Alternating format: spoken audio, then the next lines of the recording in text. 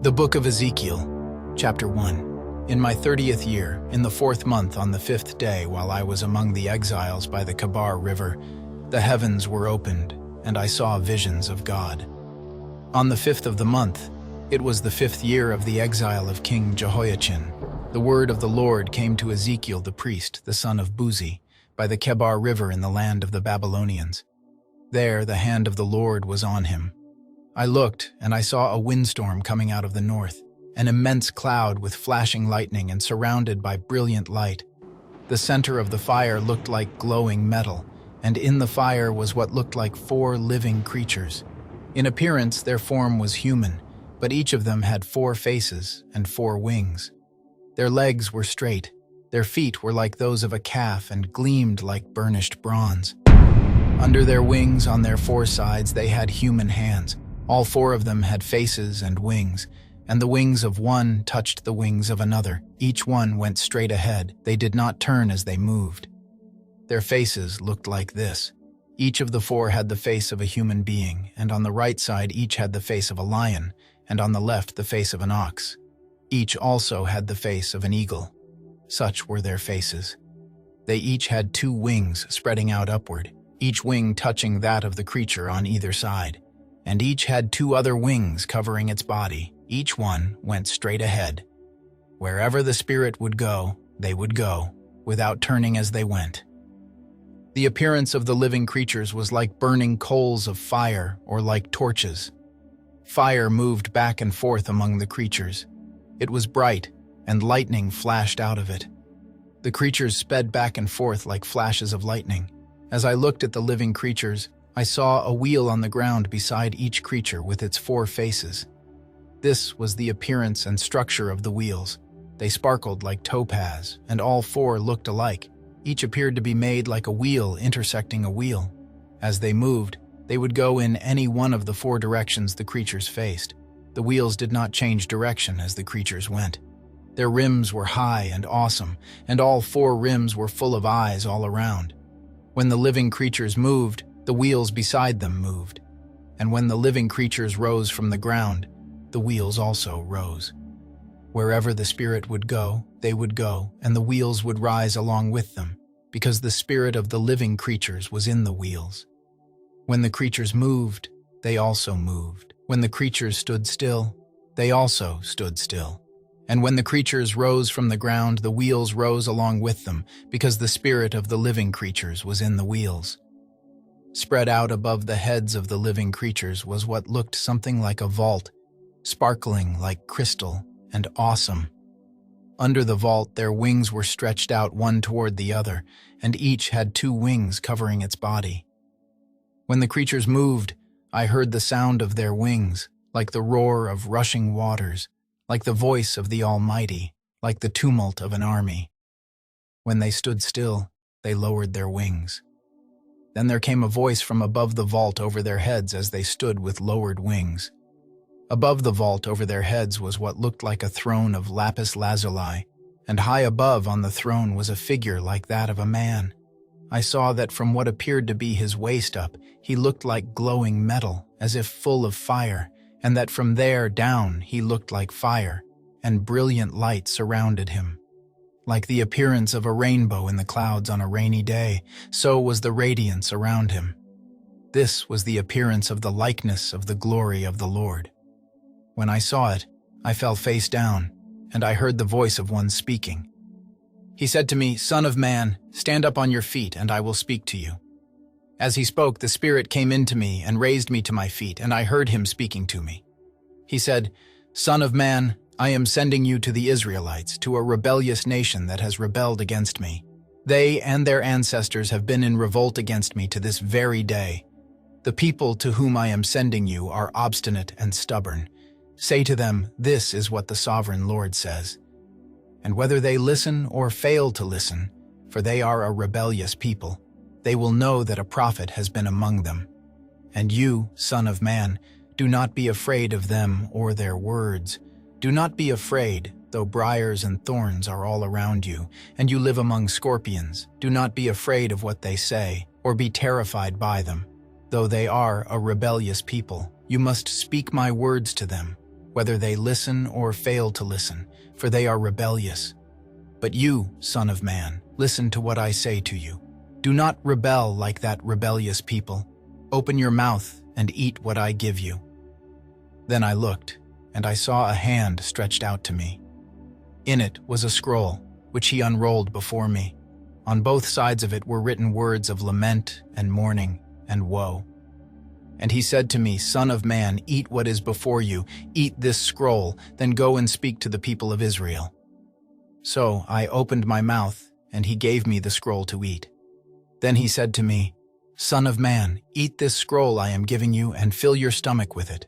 So I ate it, and it tasted as sweet as honey in my mouth. He then said to me, "Son of man, go now to the people of Israel and speak my words to them.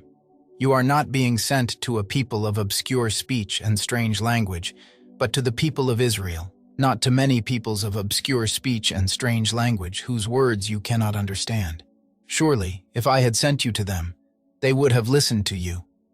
But the people of Israel are not willing to listen to you because they are not willing to listen to me, for all the Israelites are hardened and obstinate.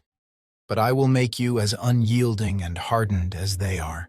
I will make your forehead like the hardest stone, harder than flint. Do not be afraid of them or terrified by them, though they are a rebellious people." And he said to me, "Son of man, listen carefully and take to heart all the words I speak to you.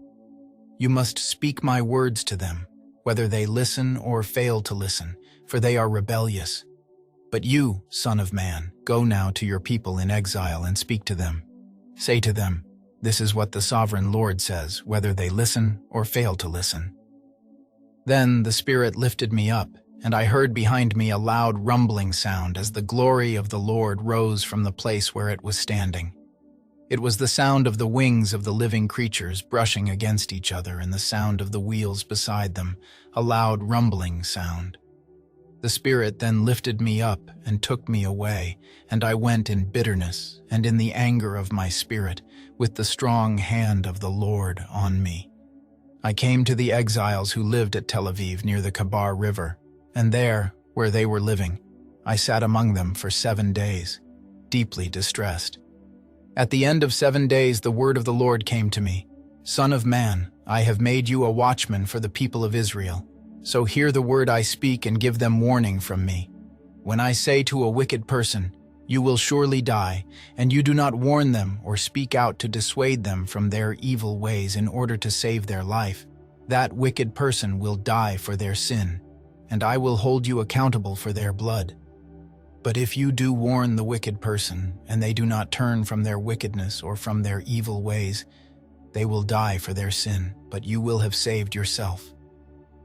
Again, when a righteous person turns from their righteousness and does evil, and I put a stumbling block before them, they will die.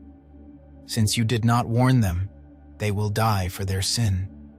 The righteous things that person did will not be remembered, and I will hold you accountable for their blood. But if you do warn the righteous person not to sin, and they do not sin, they will surely live because they took warning, and you will have saved yourself." The hand of the Lord was on me there, and he said to me, "Get up and go out to the plain, and there I will speak to you." So I got up and went out to the plain. And the glory of the Lord was standing there, like the glory I had seen by the Kabar River, and I fell face down. Then the Spirit came into me and raised me to my feet. He spoke to me and said, "Go, shut yourself inside your house, and you, Son of man, they will tie with ropes. You will be bound so that you cannot go out among the people. I will make your tongue stick to the roof of your mouth so that you will be silent and unable to rebuke them, for they are a rebellious people. But when I speak to you, I will open your mouth and you shall say to them, 'This is what the sovereign Lord says.' Whoever will listen, let them listen, and whoever will refuse, let them refuse, for they are a rebellious people. Now, Son of man, take a block of clay, put it in front of you, and draw the city of Jerusalem on it. Then lay siege to it. Erect siege works against it. Build a ramp up to it. Set up camps against it, and put battering rams around it. Then take an iron pan, place it as an iron wall between you and the city, and turn your face toward it. It will be under siege, and you shall besiege it. This will be a sign to the people of Israel. Then lie on your left side and put the sin of the people of Israel upon yourself. You are to bear their sin for the number of days you lie on your side. I have assigned you the same number of days as the years of their sin, so for 390 days you will bear the sin of the people of Israel. After you have finished this, lie down again, this time on your right side, and bear the sin of the people of Judah. I have assigned you 40 days, a day for each year. Turn your face toward the siege of Jerusalem, and with bared arm prophesy against her. I will tie you up with ropes so that you cannot turn from one side to the other until you have finished the days of your siege. Take wheat and barley, beans and lentils, millet and spelt. Put them in a storage jar and use them to make bread for yourself. You are to eat it during the 390 days you lie on your side. Weigh out 20 shekels of food to eat each day and eat it at set times. Also measure out 1/6 of a hin of water and drink it at set times. Eat the food as you would a loaf of barley bread. Bake it in the sight of the people, using human excrement for fuel. The Lord said, "In this way the people of Israel will eat defiled food among the nations where I will drive them." Then I said, "Not so, sovereign Lord. I have never defiled myself. From my youth until now I have never eaten anything found dead or torn by wild animals.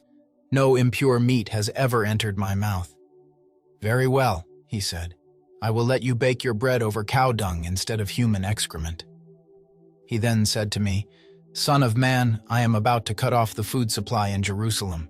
The people will eat rationed food in anxiety and drink rationed water in despair, for food and water will be scarce. They will be appalled at the sight of each other and will waste away because of their sin. Now, son of man, take a sharp sword and use it as a barber's razor to shave your head and your beard. Then take a set of scales and divide up the hair. When the days of your siege come to an end, burn 1/3 of the hair inside the city. Take 1/3 and strike it with the sword all around the city, and scatter 1/3 to the wind, for I will pursue them with drawn sword. But take a few hairs and tuck them away in the folds of your garment. Again, take a few of these and throw them into the fire and burn them up. A fire will spread from there to all Israel. This is what the sovereign Lord says. This is Jerusalem, which I have set in the center of the nations, with countries all around her. Yet, in her wickedness, she has rebelled against my laws and decrees more than the nations and countries around her. She has rejected my laws and has not followed my decrees. Therefore, this is what the sovereign Lord says.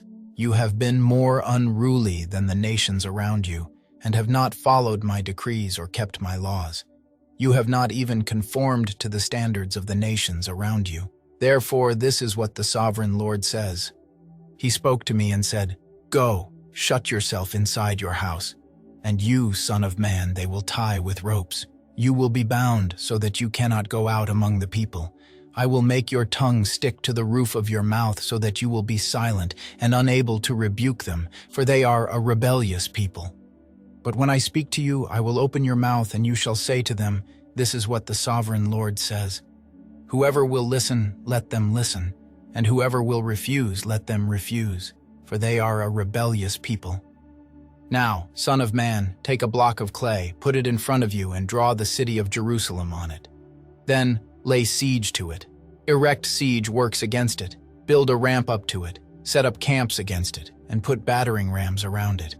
Then take an iron pan, place it as an iron wall between you and the city, and turn your face toward it. It will be under siege, and you shall besiege it. I myself am against you, Jerusalem, and I will inflict punishment on you in the sight of the nations. Because of all your detestable idols, I will do to you what I have never done before and will never do again. Therefore in your midst parents will eat their children, and children will eat their parents. I will inflict punishment on you, and will scatter all your survivors to the winds. Therefore, as surely as I live, declares the sovereign Lord, because you have defiled my sanctuary with all your vile images and detestable practices, I myself will shave you. I will not look on you with pity or spare you. 1/3 of your people will die of the plague or perish by famine inside you. 1/3 will fall by the sword outside your walls, and 1/3 I will scatter to the winds and pursue with drawn sword. Then my anger will cease and my wrath against them will subside, and I will be avenged. And when I have spent my wrath on them, they will know that I, the Lord, have spoken in my zeal. I will make you a ruin and a reproach among the nations around you, in the sight of all who pass by. You will be a reproach and a taunt, a warning and an object of horror to the nations around you when I inflict punishment on you in anger and in wrath and with stinging rebuke. I, the Lord, have spoken. When I shoot at you with my deadly and destructive arrows of famine, I will shoot to destroy you. I will bring more and more famine upon you and cut off your supply of food. I will send famine and wild beasts against you, and they will leave you childless. Plague and bloodshed will sweep through you, and I will bring the sword against you. I, the Lord, have spoken. The word of the Lord came to me. Son of man, set your face against the mountains of Israel. Prophesy against them and say, You mountains of Israel, hear the word of the sovereign Lord. This is what the sovereign Lord says to the mountains and hills, to the ravines and valleys. I am about to bring a sword against you, and I will destroy your high places. Your altars will be demolished, and your incense altars will be smashed, and I will slay your people in front of your idols. I will lay the dead bodies of the Israelites in front of their idols, and I will scatter your bones around your altars. Wherever you live, the towns will be laid waste and the high places demolished, so that your altars will be laid waste and devastated, your idols smashed and ruined, your incense altars broken down, and what you have made wiped out. Your people will fall slain among you, and you will know that I am the Lord. But I will spare some, for some of you will escape the sword when you are scattered among the lands and nations. Then, in the nations where they have been carried captive, those who escape will remember me, how I have been grieved by their adulterous hearts which have turned away from me, and by their eyes which have lusted after their idols. They will loathe themselves for the evil they have done and for all their detestable practices. And they will know that I am the Lord. I did not threaten in vain to bring this calamity on them. This is what the sovereign Lord says. Strike your hands together and stamp your feet and cry out, Alas, because of all the wicked and detestable practices of the people of Israel, for they will fall by the sword, famine, and plague. One who is far away will die of the plague, and one who is near will fall by the sword, and anyone who survives and is spared will die of famine. So will I pour out my wrath on them, and they will know that I am the Lord when their people lie slain among their idols around their altars, on every high hill and on all the mountain tops, under every spreading tree and every leafy oak, places where they offered fragrant incense to all their idols. And I will stretch out my hand against them and make the land a desolate waste from the desert to Diblah, wherever they live. Then they will know that I am the Lord. The word of the Lord came to me. Son of man, this is what the sovereign Lord says to the land of Israel. The end has come upon the four corners of the land. The end is now upon you, and I will unleash my anger against you. I will judge you according to your conduct and repay you for all your detestable practices. I will not look on you with pity. I will not spare you. I will surely repay you for your conduct and for the detestable practices among you. Then you will know that I am the Lord. This is what the sovereign Lord says. Disaster, unheard of disaster. See, it comes. The end has come. The end has come. It has roused itself against you. See, it comes. Doom has come upon you who dwell in the land. The time has come. The day is near. There is panic, not joy, on the mountains. I am about to pour out my wrath on you and spend my anger against you. I will judge you according to your conduct and repay you for all your detestable practices. I will not look on you with pity. I will not spare you. I will repay you for your conduct and for the detestable practices among you. Then you will know that it is I, the Lord, who strikes you. See, the day, see, it comes. Doom has burst forth, the rod has budded, arrogance has blossomed, violence has arisen, a rod to punish the wicked. None of the people will be left, none of that crowd, none of their wealth, nothing of value. The time has come, the day has arrived. Let not the buyer rejoice nor the seller grieve, for my wrath is on the whole crowd. The seller will not recover the property that was sold, as long as both buyer and seller live. For the vision concerning the whole crowd will not be reversed. Because of their sins, not one of them will preserve their life. They have blown the trumpet, they have made all things ready, but no one will go into battle, for my wrath is on the whole crowd. Outside is the sword, inside are plague and famine. Those in the country will die by the sword. Those in the city will be devoured by famine and plague. The fugitives who escape will flee to the mountains. Like doves of the valleys, they will all moan, each for their own sins. Every hand will go limp. Every leg will be wet with urine. They will put on sackcloth and be clothed with terror. Every face will be covered with shame, and every head will be shaved. They will throw their silver into the streets, and their gold will be treated as a thing unclean. Their silver and gold will not be able to deliver them in the day of the Lord's wrath. It will not satisfy their hunger or fill their stomachs, for it has caused them to stumble into sin. They took pride in their beautiful jewelry and used it to make their detestable idols. They made it into vile images. Therefore, I will make it a thing unclean for them. I will give their wealth as plunder to foreigners and as loot to the wicked of the earth who will defile it. I will turn my face away from the people, and robbers will desecrate the place I treasure. They will enter it and will defile it. Prepare chains, for the land is full of bloodshed and the city is full of violence.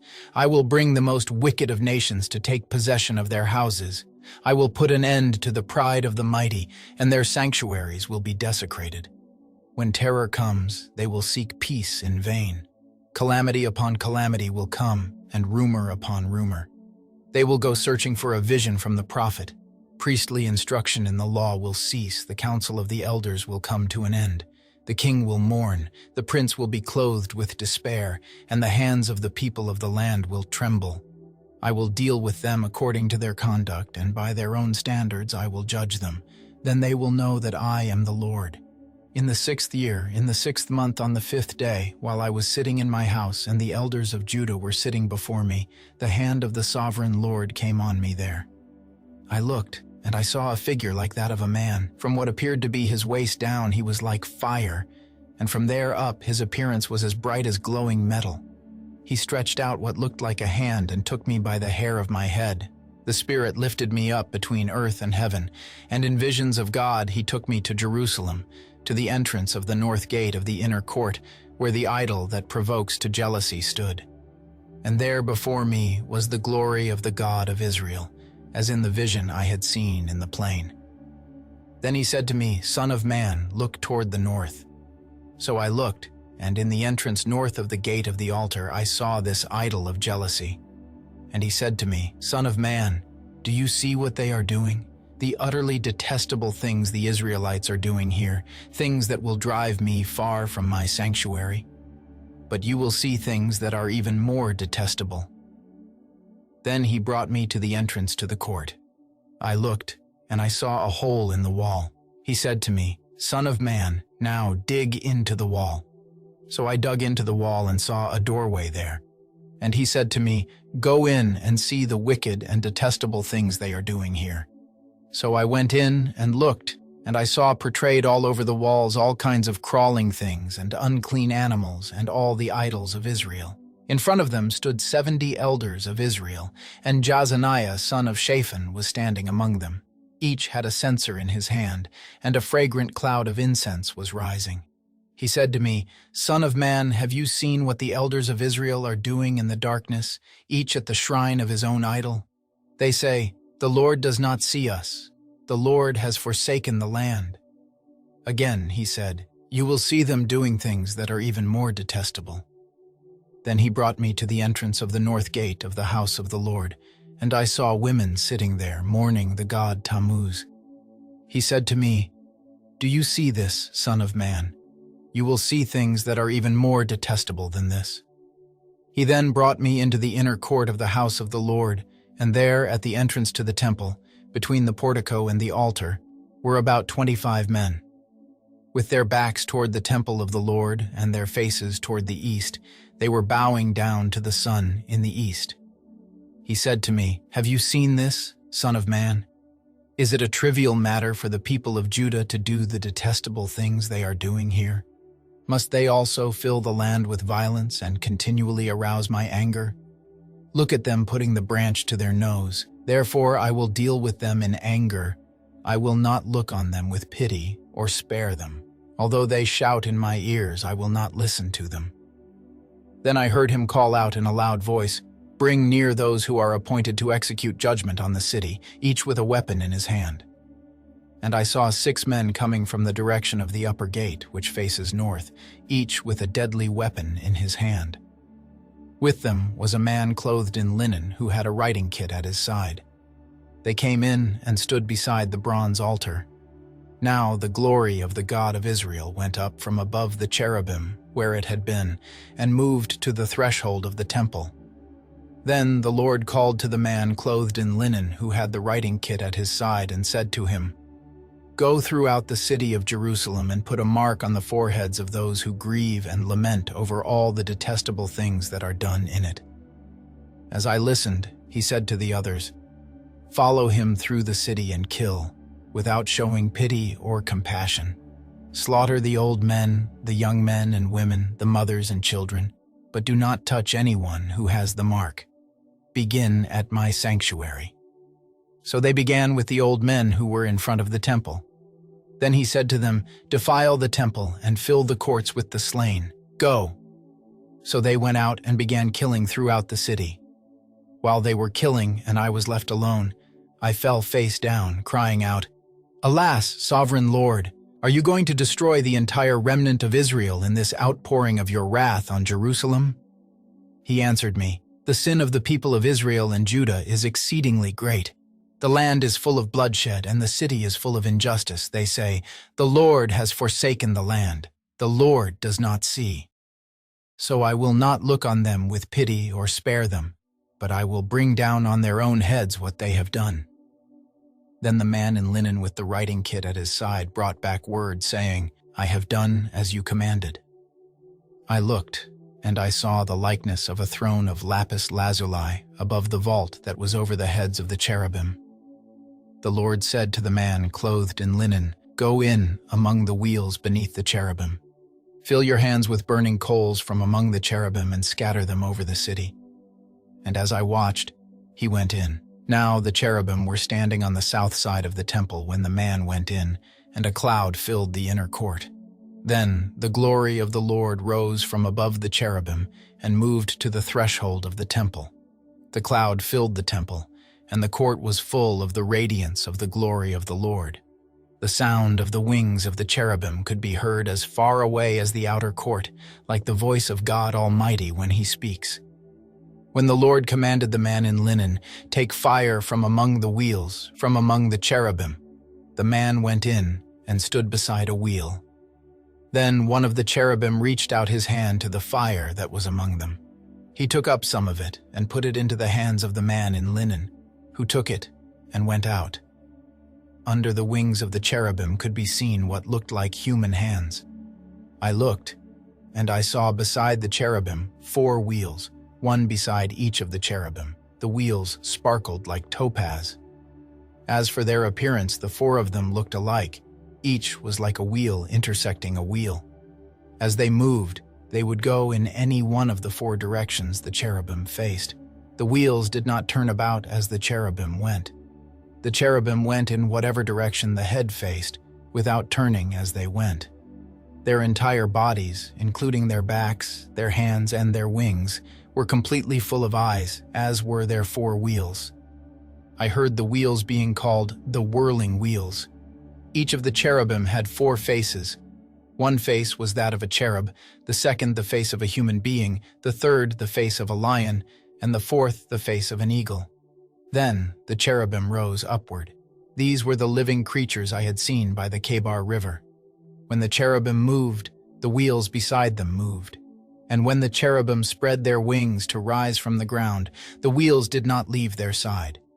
When the cherubim stood still, they also stood still. And when the cherubim rose, they rose with them, because the spirit of the living creatures was in them. Then the glory of the Lord departed from over the threshold of the temple and stopped above the cherubim. While I watched, the cherubim spread their wings and rose from the ground, and as they went, the wheels went with them. They stopped at the entrance of the east gate of the Lord's house, and the glory of the God of Israel was above them.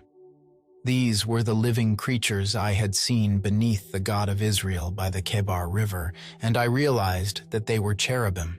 Each had 4 faces and 4 wings, and under their wings was what looked like human hands. Their faces had the same appearance as those I had seen by the Kebar River. Each one went straight ahead. Then the Spirit lifted me up and brought me to the gate of the house of the Lord that faces east. There, at the entrance of the gate, were 25 men, and I saw among them Jazaniah son of Azur and Pelatiah son of Benaiah, leaders of the people. The Lord said to me, "Son of man, these are the men who are plotting evil and giving wicked advice in this city. They say, 'Haven't our houses been recently rebuilt?' This city is a pot, and we are the meat in it. Therefore prophesy against them. Prophesy, Son of man." Then the Spirit of the Lord came on me, and he told me to say, "This is what the Lord says. That is what you are saying, you leaders in Israel. But I know what is going through your mind. You have killed many people in this city and filled its streets with the dead. Therefore this is what the sovereign Lord says. The bodies you have thrown there are the meat, and this city is the pot, but I will drive you out of it. You fear the sword, and the sword is what I will bring against you, declares the sovereign Lord. I will drive you out of the city and deliver you into the hands of foreigners and inflict punishment on you. You will fall by the sword, and I will execute judgment on you at the borders of Israel. Then you will know that I am the Lord. This city will not be a pot for you, nor will you be the meat in it. I will execute judgment on you at the borders of Israel. And you will know that I am the Lord, for you have not followed my decrees or kept my laws, but have conformed to the standards of the nations around you." Now as I was prophesying, Pelatiah son of Benaiah died. Then I fell face down and cried out in a loud voice, "Alas, sovereign Lord, will you completely destroy the remnant of Israel?" The word of the Lord came to me, "Son of man, the people of Jerusalem have said of your fellow exiles and all the other Israelites, 'They are far away from the Lord. This land was given to us as our possession.' Therefore say, 'This is what the sovereign Lord says. Although I sent them far away among the nations and scattered them among the countries, yet for a little while I have been a sanctuary for them in the countries where they have gone. Therefore say, 'This is what the sovereign Lord says. I will gather you from the nations and bring you back from the countries where you have been scattered, and I will give you back the land of Israel again. They will return to it and remove all its vile images and detestable idols. I will give them an undivided heart and put a new spirit in them. I will remove from them their heart of stone and give them a heart of flesh. Then they will follow my decrees and be careful to keep my laws. They will be my people, and I will be their God. But as for those whose hearts are devoted to their vile images and detestable idols, I will bring down on their own heads what they have done, declares the sovereign Lord." Then the cherubim, with the wheels beside them, spread their wings, and the glory of the God of Israel was above them. The glory of the Lord went up from within the city and stopped above the mountain east of it. The Spirit lifted me up and brought me to the exiles in Babylonia in the vision given by the Spirit of God. Then the vision I had seen went up from me, and I told the exiles everything the Lord had shown me. The word of the Lord came to me, "Son of man, you are living among a rebellious people. They have eyes to see but do not see, and ears to hear but do not hear, for they are a rebellious people. Therefore, Son of man, pack your belongings for exile, and in the daytime, as they watch, set out and go from where you are to another place. Perhaps they will understand, though they are a rebellious people. During the daytime, while they watch, bring out your belongings packed for exile. Then, in the evening, while they are watching, go out like those who go into exile. While they watch, dig through the wall and take your belongings out through it.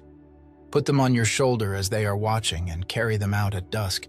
Cover your face so that you cannot see the land, for I have made you a sign to the Israelites." So I did as I was commanded. During the day I brought out my things packed for exile. Then, in the evening, I dug through the wall with my hands. I took my belongings out at dusk, carrying them on my shoulders while they watched. In the morning the word of the Lord came to me, Son of man, did not the Israelites, that rebellious people, ask you, "What are you doing?" Say to them, "This is what the sovereign Lord says." This prophecy concerns the prince in Jerusalem and all the Israelites who are there. Say to them, "I am a sign to you. As I have done, so it will be done to them. They will go into exile as captives. The prince among them will put his things on his shoulder at dusk and leave, and a hole will be dug in the wall for him to go through. He will cover his face so that he cannot see the land.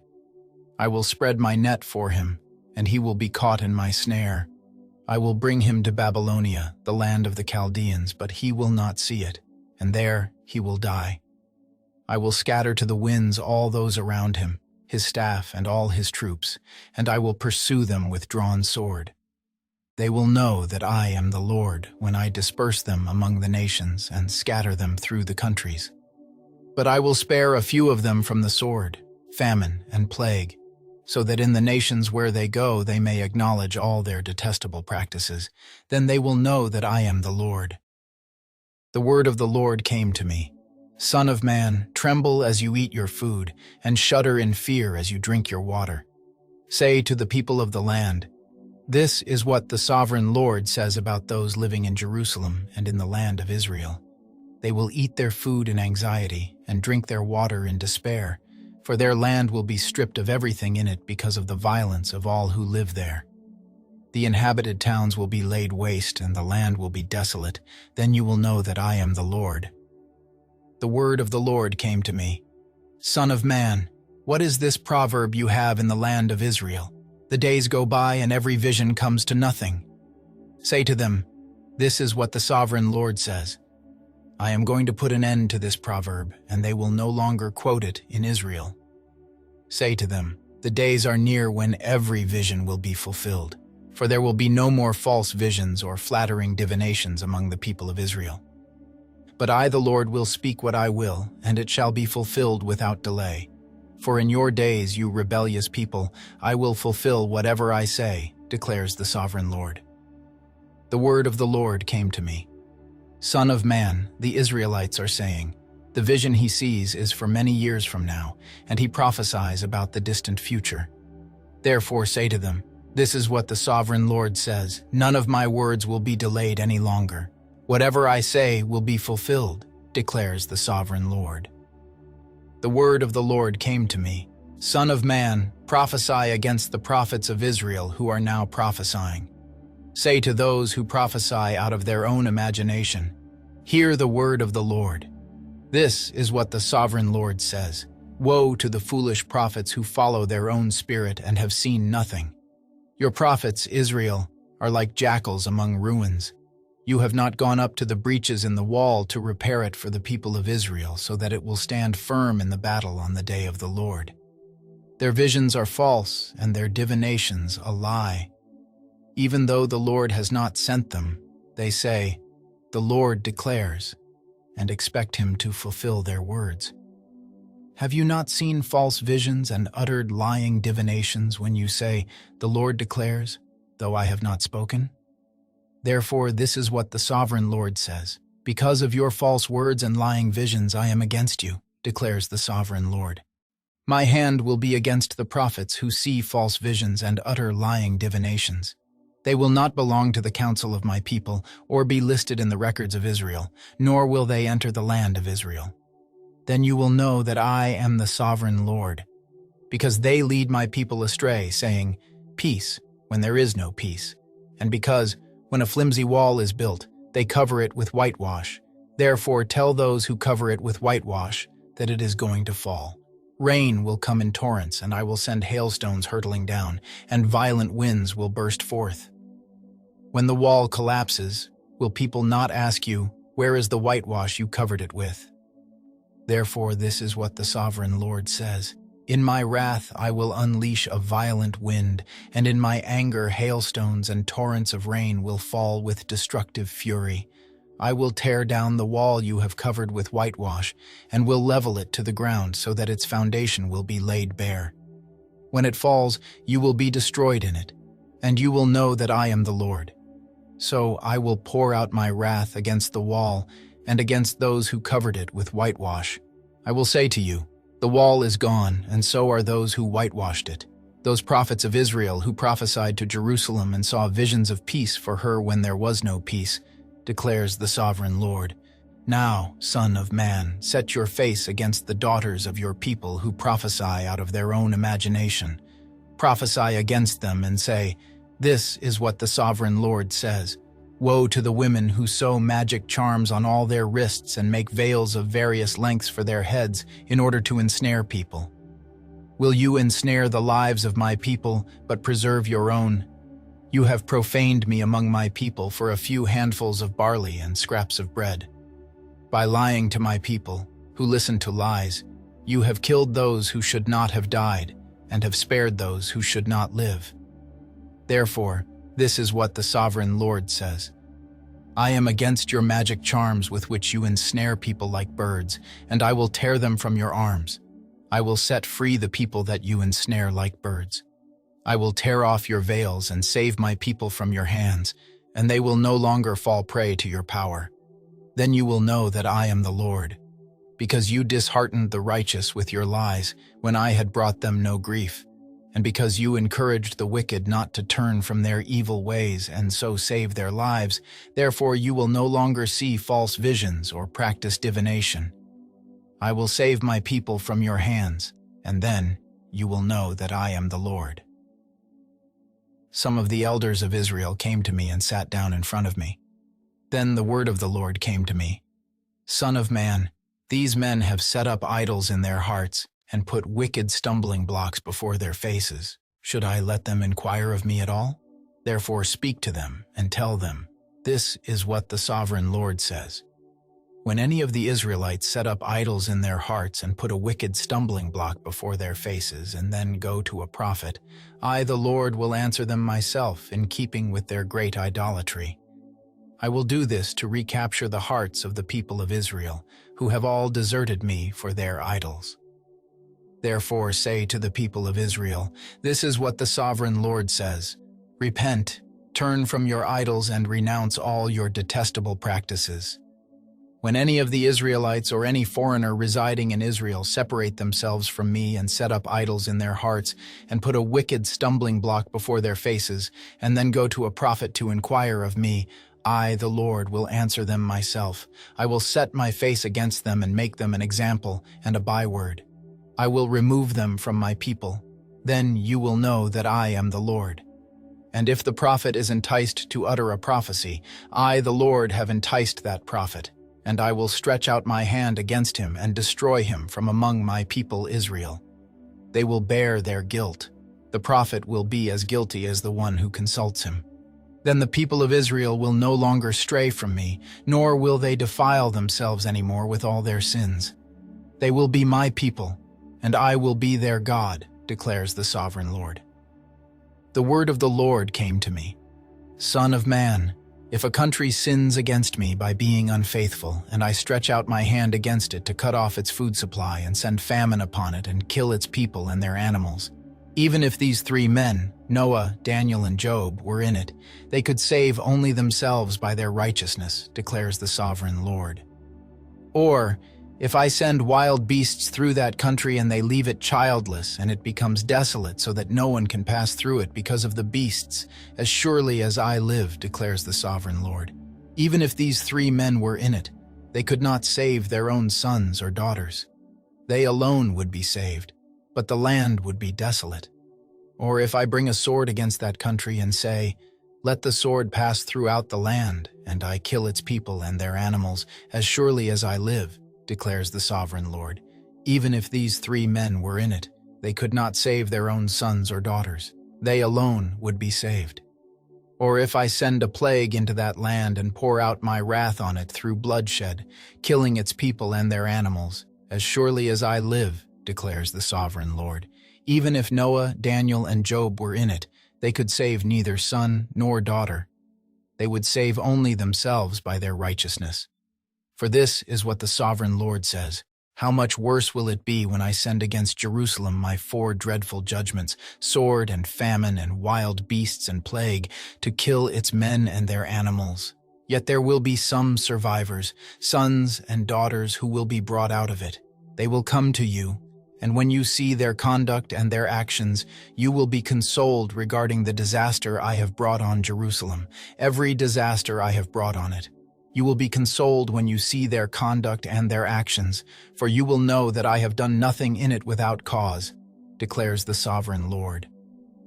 The word of the Lord came to me. Son of man, how is the wood of a vine different from that of a branch from any of the trees in the forest? Is wood ever taken from it to make anything useful? Do they make pegs from it to hang things on? And after it is thrown on the fire as fuel and the fire burns both ends and chars the middle, is it then useful for anything?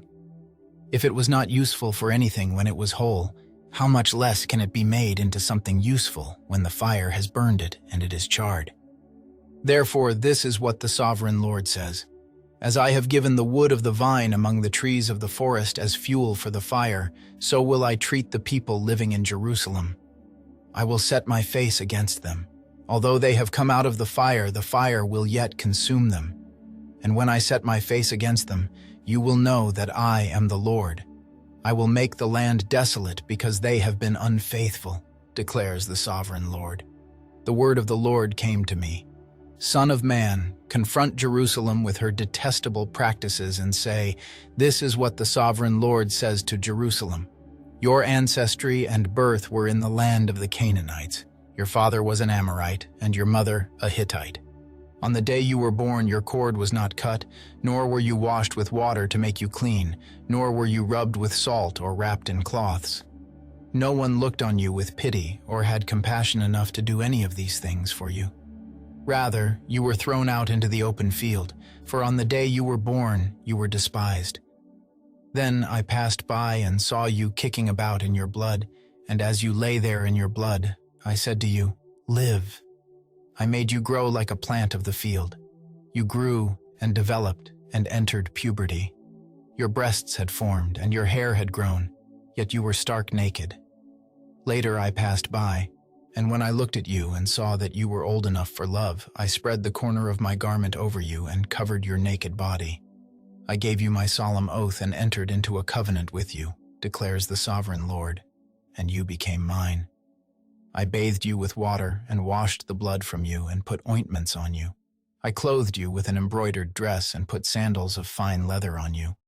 I dressed you in fine linen and covered you with costly garments.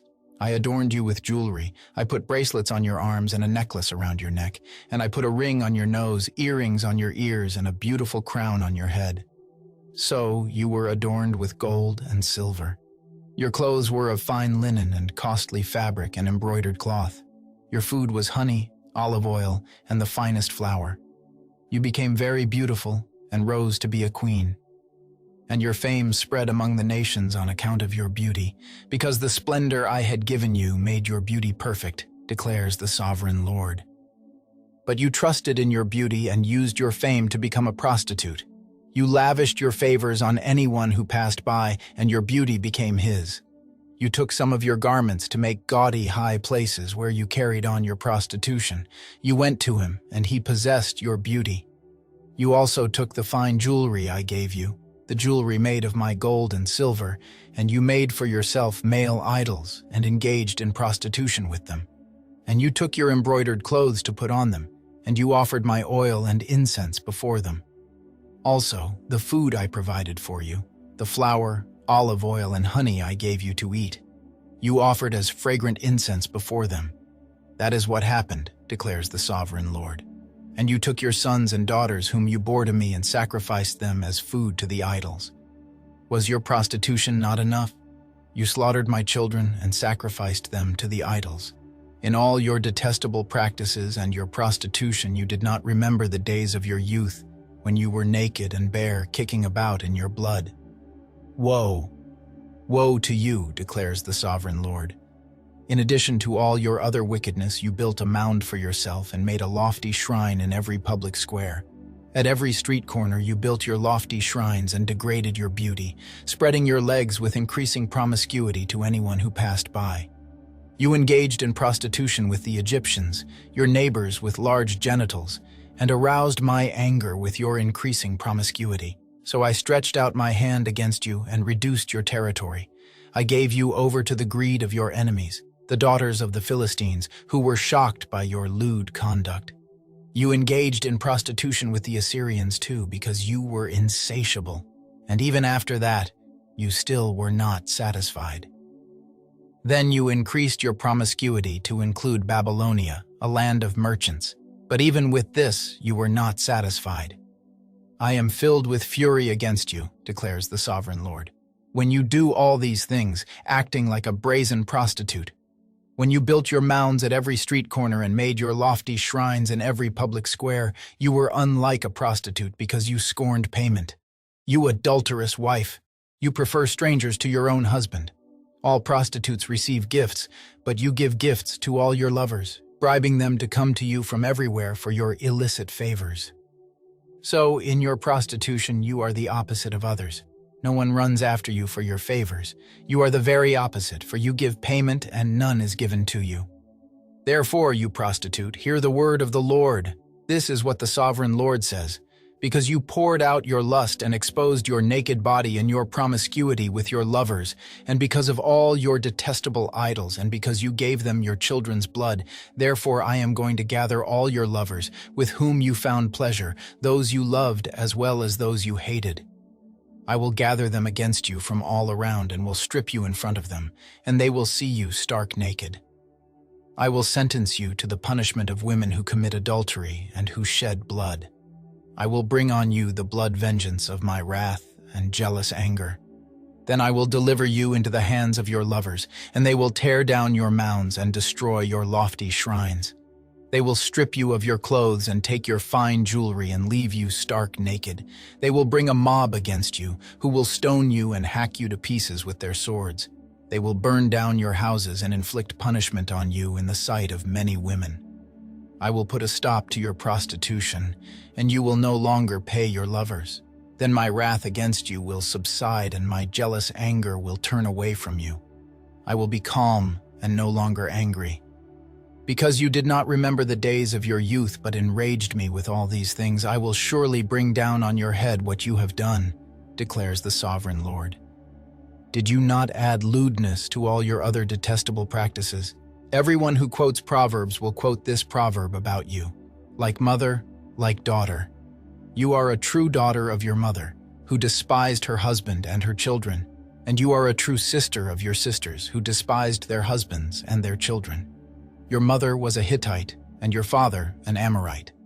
Your older sister was Samaria, who lived to the north of you with her daughters. And your younger sister, who lived to the south of you with her daughters, was Sodom. You not only followed their ways and copied their detestable practices, but in all your ways you soon became more depraved than they. As surely as I live, declares the Sovereign Lord, your sister Sodom and her daughters never did what you and your daughters have done. Now, this was the sin of your sister Sodom. She and her daughters were arrogant, overfed, and unconcerned. They did not help the poor and needy. They were haughty and did detestable things before me. Therefore, I did away with them, as you have seen. Samaria did not commit half the sins you did. You have done more detestable things than they, and have made your sisters seem righteous by all these things you have done. Bear your disgrace, for you have furnished some justification for your sisters. Because your sins were more vile than theirs, they appear more righteous than you. So then, be ashamed and bear your disgrace, for you have made your sisters appear righteous. However, I will restore the fortunes of Sodom and her daughters, and of Samaria and her daughters, and your fortunes along with them, so that you may bear your disgrace and be ashamed of all you have done in giving them comfort.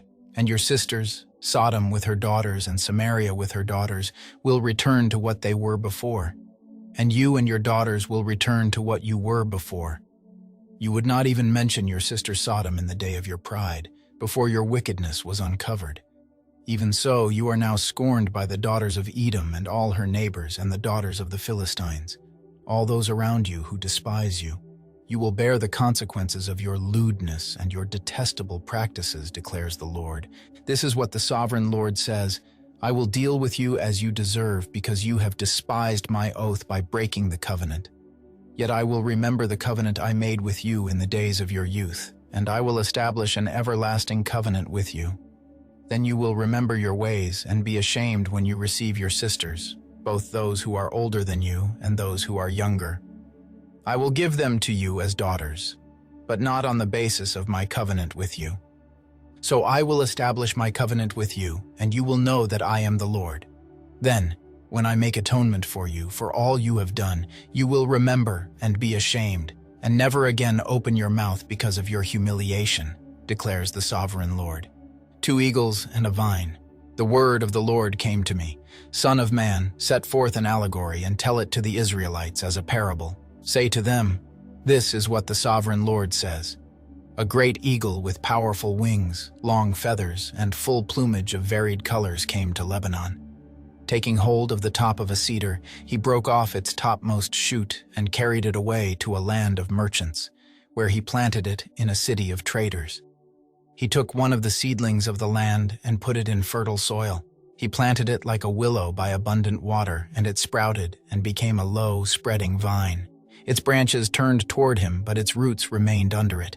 So it became a vine and produced branches and put out leafy boughs. But there was another great eagle with powerful wings and full plumage. The vine now sent out its roots toward him from the plot where it was planted and stretched out its branches to him for water. It had been planted in good soil by abundant water so that it would produce branches, bear fruit, and become a splendid vine.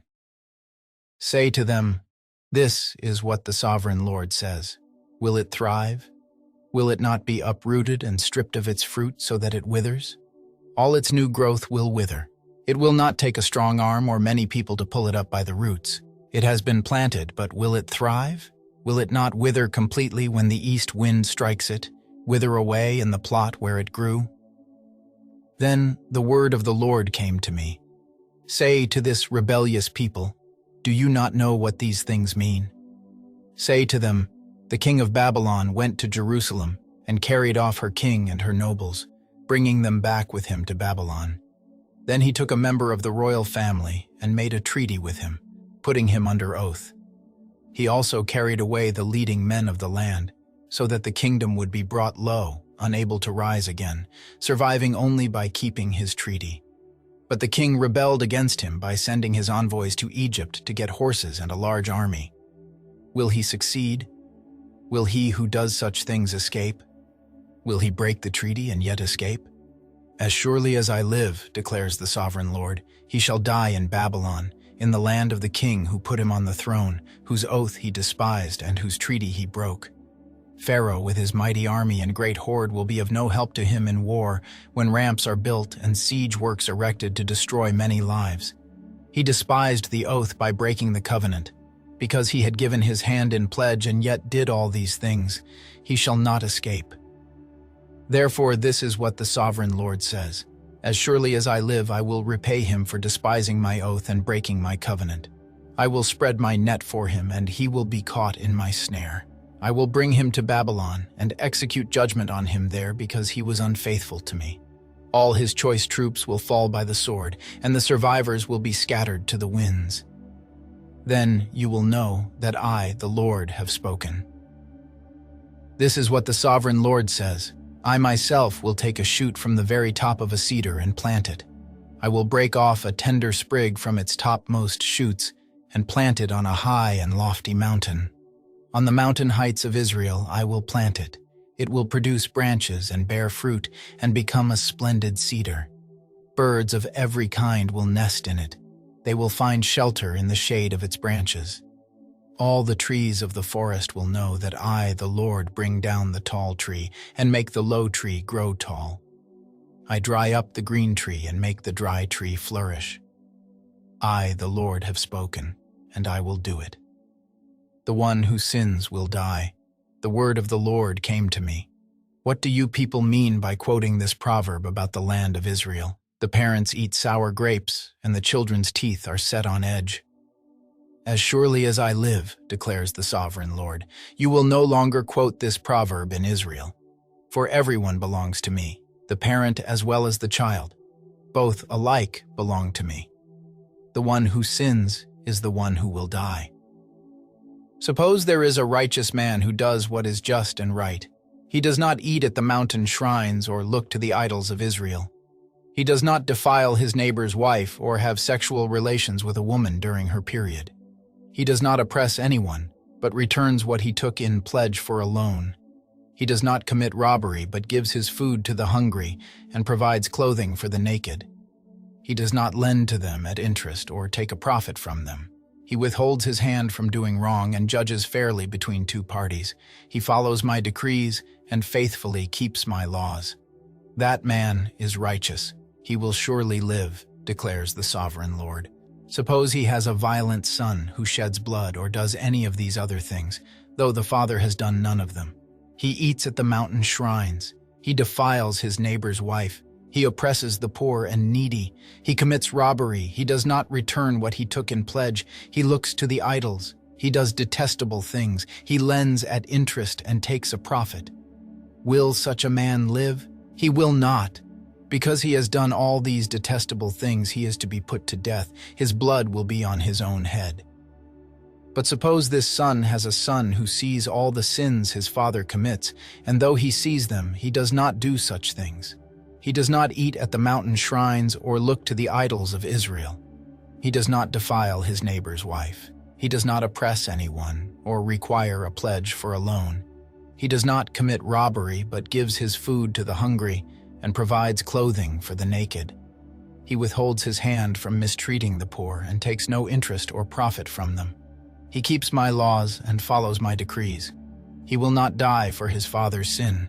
He will surely live. But his father will die for his own sin because he practiced extortion, robbed his brother, and did what was wrong among his people. Yet you ask, why does the son not share the guilt of his father? Since the son has done what is just and right and has been careful to keep all my decrees, he will surely live. The one who sins is the one who will die. The child will not share the guilt of the parent, nor will the parent share the guilt of the child.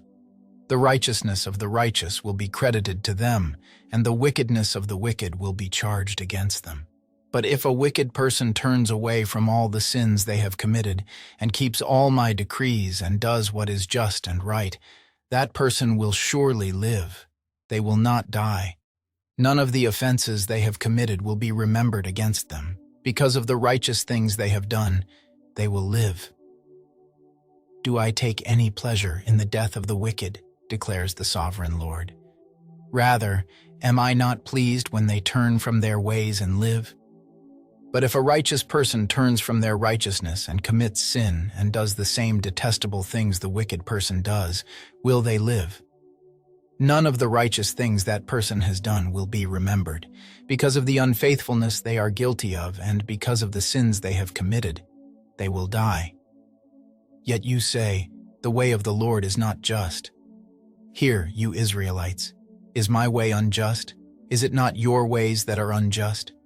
If a righteous person turns from their righteousness and commits sin, they will die for it. Because of the sin they have committed, they will die. But if a wicked person turns away from the wickedness they have committed and does what is just and right, they will save their life.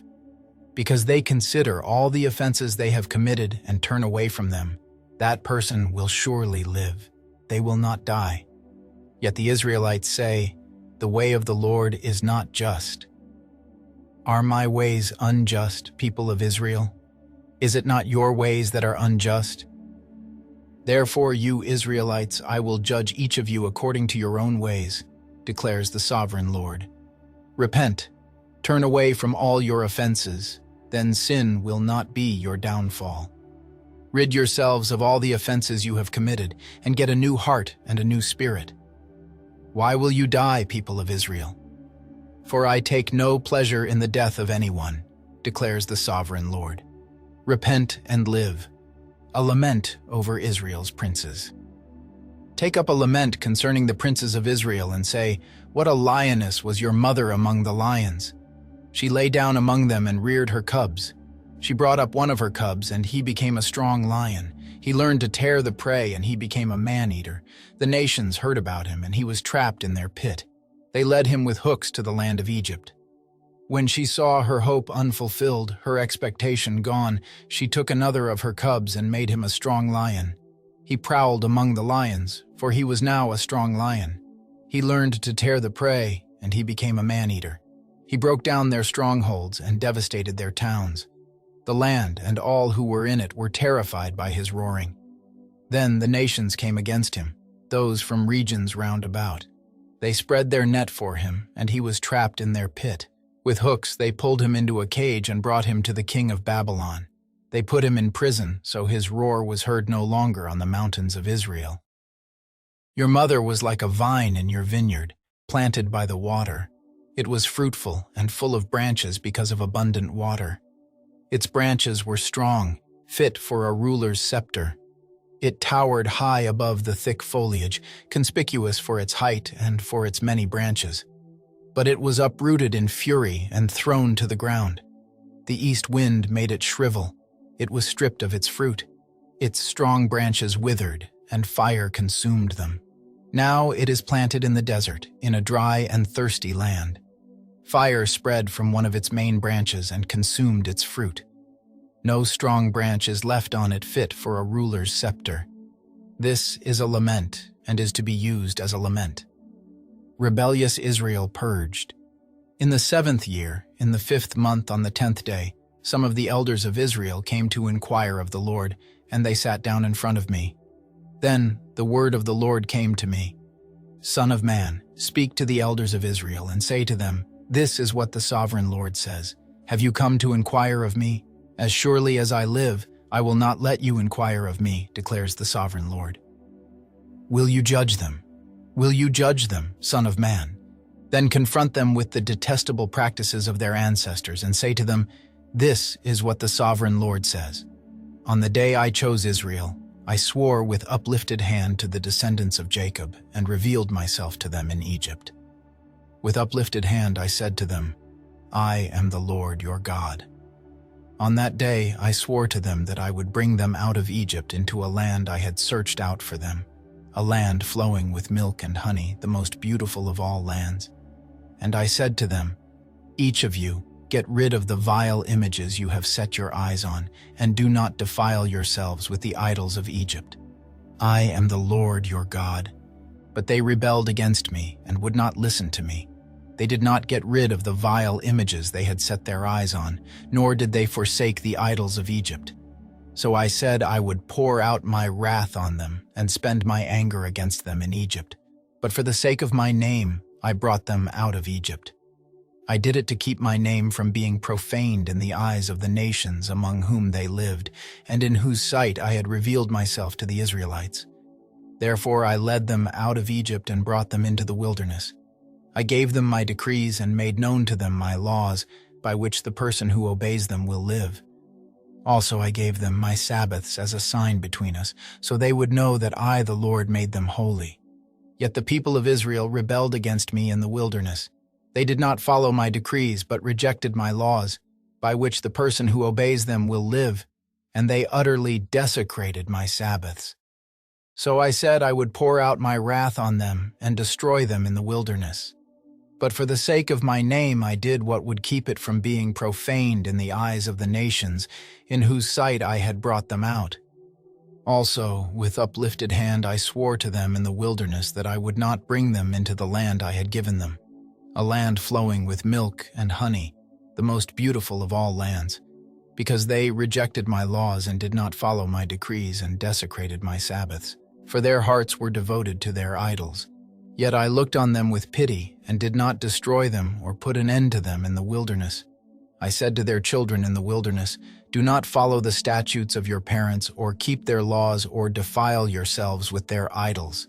I am the Lord your God. Follow my decrees and be careful to keep my laws. Keep my Sabbaths holy, that they may be a sign between us. Then you will know that I am the Lord your God. But the children rebelled against me. They did not follow my decrees. They were not careful to keep my laws, of which I said, The person who obeys them will live by them, and they desecrated my Sabbaths. So I said I would pour out my wrath on them and spend my anger against them in the wilderness. But I withheld my hand, and for the sake of my name I did what would keep it from being profaned in the eyes of the nations in whose sight I had brought them out. Also, with uplifted hand, I swore to them in the wilderness that I would disperse them among the nations and scatter them through the countries, because they had not obeyed my laws, but had rejected my decrees and desecrated my Sabbaths, and their eyes lusted after their parents' idols. So I gave them other statutes that were not good, and laws through which they could not live.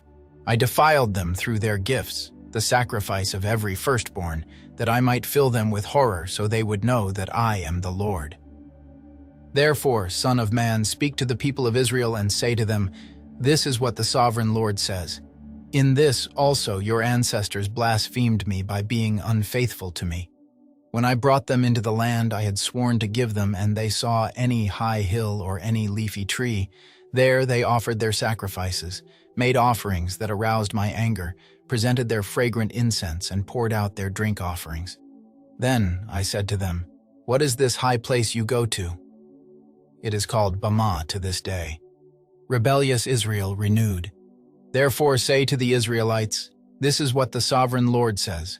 Will you defile yourselves the way your ancestors did and lust after their vile images? When you offer your gifts, the sacrifice of your children in the fire, you continue to defile yourselves with all your idols to this day. Am I to let you inquire of me, you Israelites? As surely as I live, declares the Sovereign Lord, I will not let you inquire of me. You say, We want to be like the nations, like the peoples of the world who serve wood and stone, but what you have in mind will never happen. As surely as I live, declares the Sovereign Lord, I will reign over you with a mighty hand and an outstretched arm and with outpoured wrath. I will bring you from the nations and gather you from the countries where you have been scattered, with a mighty hand and an outstretched arm and with outpoured wrath. I will bring you into the wilderness of the nations, and there, face to face, I will execute judgment upon you. As I judged your ancestors in the wilderness of the land of Egypt, so I will judge you, declares the Sovereign Lord. I will take note of you as you pass under my rod, and I will bring you into the bond of the covenant. I will purge you of those who revolt and rebel against me. Although I will bring them out of the land where they are living, yet they will not enter the land of Israel. Then you will know that I am the Lord. As for you, people of Israel, this is what the Sovereign Lord says. Go and serve your idols, every one of you. But afterward you will surely listen to me and no longer profane my holy name with your gifts and idols. For on my holy mountain, the high mountain of Israel, declares the Sovereign Lord, there in the land all the people of Israel will serve me, and there I will accept them. There I will require your offerings and your choice gifts, along with all your holy sacrifices.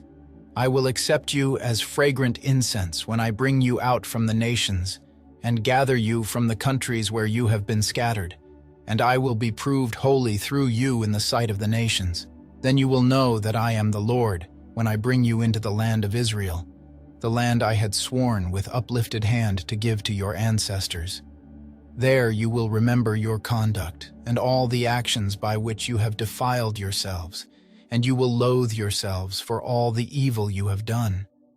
You will know that I am the Lord, when I deal with you for my name's sake, and not according to your evil ways and your corrupt practices, you people of Israel, declares the Sovereign Lord. Prophecy against the south. The word of the Lord came to me. Son of man, set your face toward the south, preach against the south and prophesy against the forest of the southland. Say to the southern forest, Hear the word of the Lord. This is what the Sovereign Lord says. I am about to set fire to you, and it will consume all your trees, both green and dry. The blazing flame will not be quenched, and every face from south to north will be scorched by it. Everyone will see that I, the Lord, have kindled it. It will not be quenched. Then I said, Sovereign Lord, they are saying of me, isn't he just telling parables? Babylon, as God's sword of judgment. The word of the Lord came to me. Son of man, set your face against Jerusalem and preach against the sanctuary. Prophesy against the land of Israel and say to her, This is what the Lord says, I am against you. I will draw my sword from its sheath and cut off from you both the righteous and the wicked. Because I am going to cut off the righteous and the wicked, my sword will be unsheathed against everyone from south to north. Then all people will know that I, the Lord, have drawn my sword from its sheath. It will not return again. Therefore groan, Son of Man, groan before them with broken heart and bitter grief. And when they ask you, why are you groaning? You shall say, because of the news that is coming. Every heart will melt with fear and every hand go limp. Every spirit will become faint and every leg will be wet with urine. It is coming. It will surely take place, declares the Sovereign Lord. The word of the Lord came to me. Son of man, prophesy and say, this is what the Lord says. A sword, sharpened and polished, sharpened for the slaughter, polished to flash like lightning. Shall we rejoice in the scepter of my royal son? The sword despises every such stick. The sword is appointed to be polished, to be grasped with the hand. It is sharpened and polished, made ready for the hand of the slayer. Cry out and wail, Son of man, for it is against my people. It is against all the princes of Israel. They are thrown to the sword along with my people. Therefore, beat your breast. Testing will surely come. And what if even the scepter, which the sword despises, does not continue, declares the Sovereign Lord. So then, Son of man, prophesy and strike your hands together. Let the sword strike twice, even 3 times. It is a sword for slaughter, a sword for great slaughter, closing in on them from every side, so that hearts may melt with fear and the fallen be many. I have stationed the sword for slaughter at all their gates. Look, it is forged to strike like lightning. It is grasped for slaughter. Slash to the right, you sword, then to the left, wherever your blade is turned. I too will strike my hands together, and my wrath will subside. I, the Lord, have spoken. The word of the Lord came to me. Son of man, mark out 2 roads for the sword of the king of Babylon to take, both starting from the same country. Make a signpost where the road branches off to the city. Mark out 1 road for the sword to come against Rabbah of the Ammonites, and another against Judah and fortified Jerusalem. For the king of Babylon will stop at the fork in the road, at the junction of the 2 roads, to seek an omen. He will cast lots with arrows. He will consult his idols. He will examine the liver. Into his right hand will come the lot for Jerusalem, where he is to set up battering rams, to give the command to slaughter, to sound the battle cry, to set battering rams against the gates, to build a ramp and to erect siege works. It will seem like a false omen to those who have sworn allegiance to him, but he will remind them of their guilt and take them captive. Therefore, this is what the Sovereign Lord says.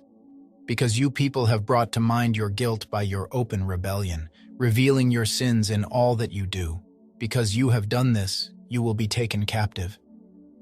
You profane and wicked prince of Israel, whose day has come, whose time of punishment has reached its climax, this is what the Sovereign Lord says. Take off the turban, remove the crown. It will not be as it was. The lowly will be exalted, and the exalted will be brought low. A ruin, a ruin. I will make it a ruin. The crown will not be restored until he to whom it rightfully belongs shall come. To him I will give it.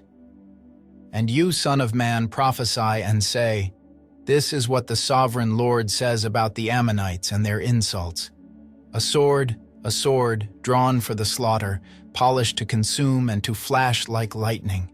Despite false visions concerning you and lying divinations about you, it will be laid on the necks of the wicked who are to be slain, whose day has come, whose time of punishment has reached its climax. Let the sword return to its sheath. In the place where you were created, in the land of your ancestry, I will judge you.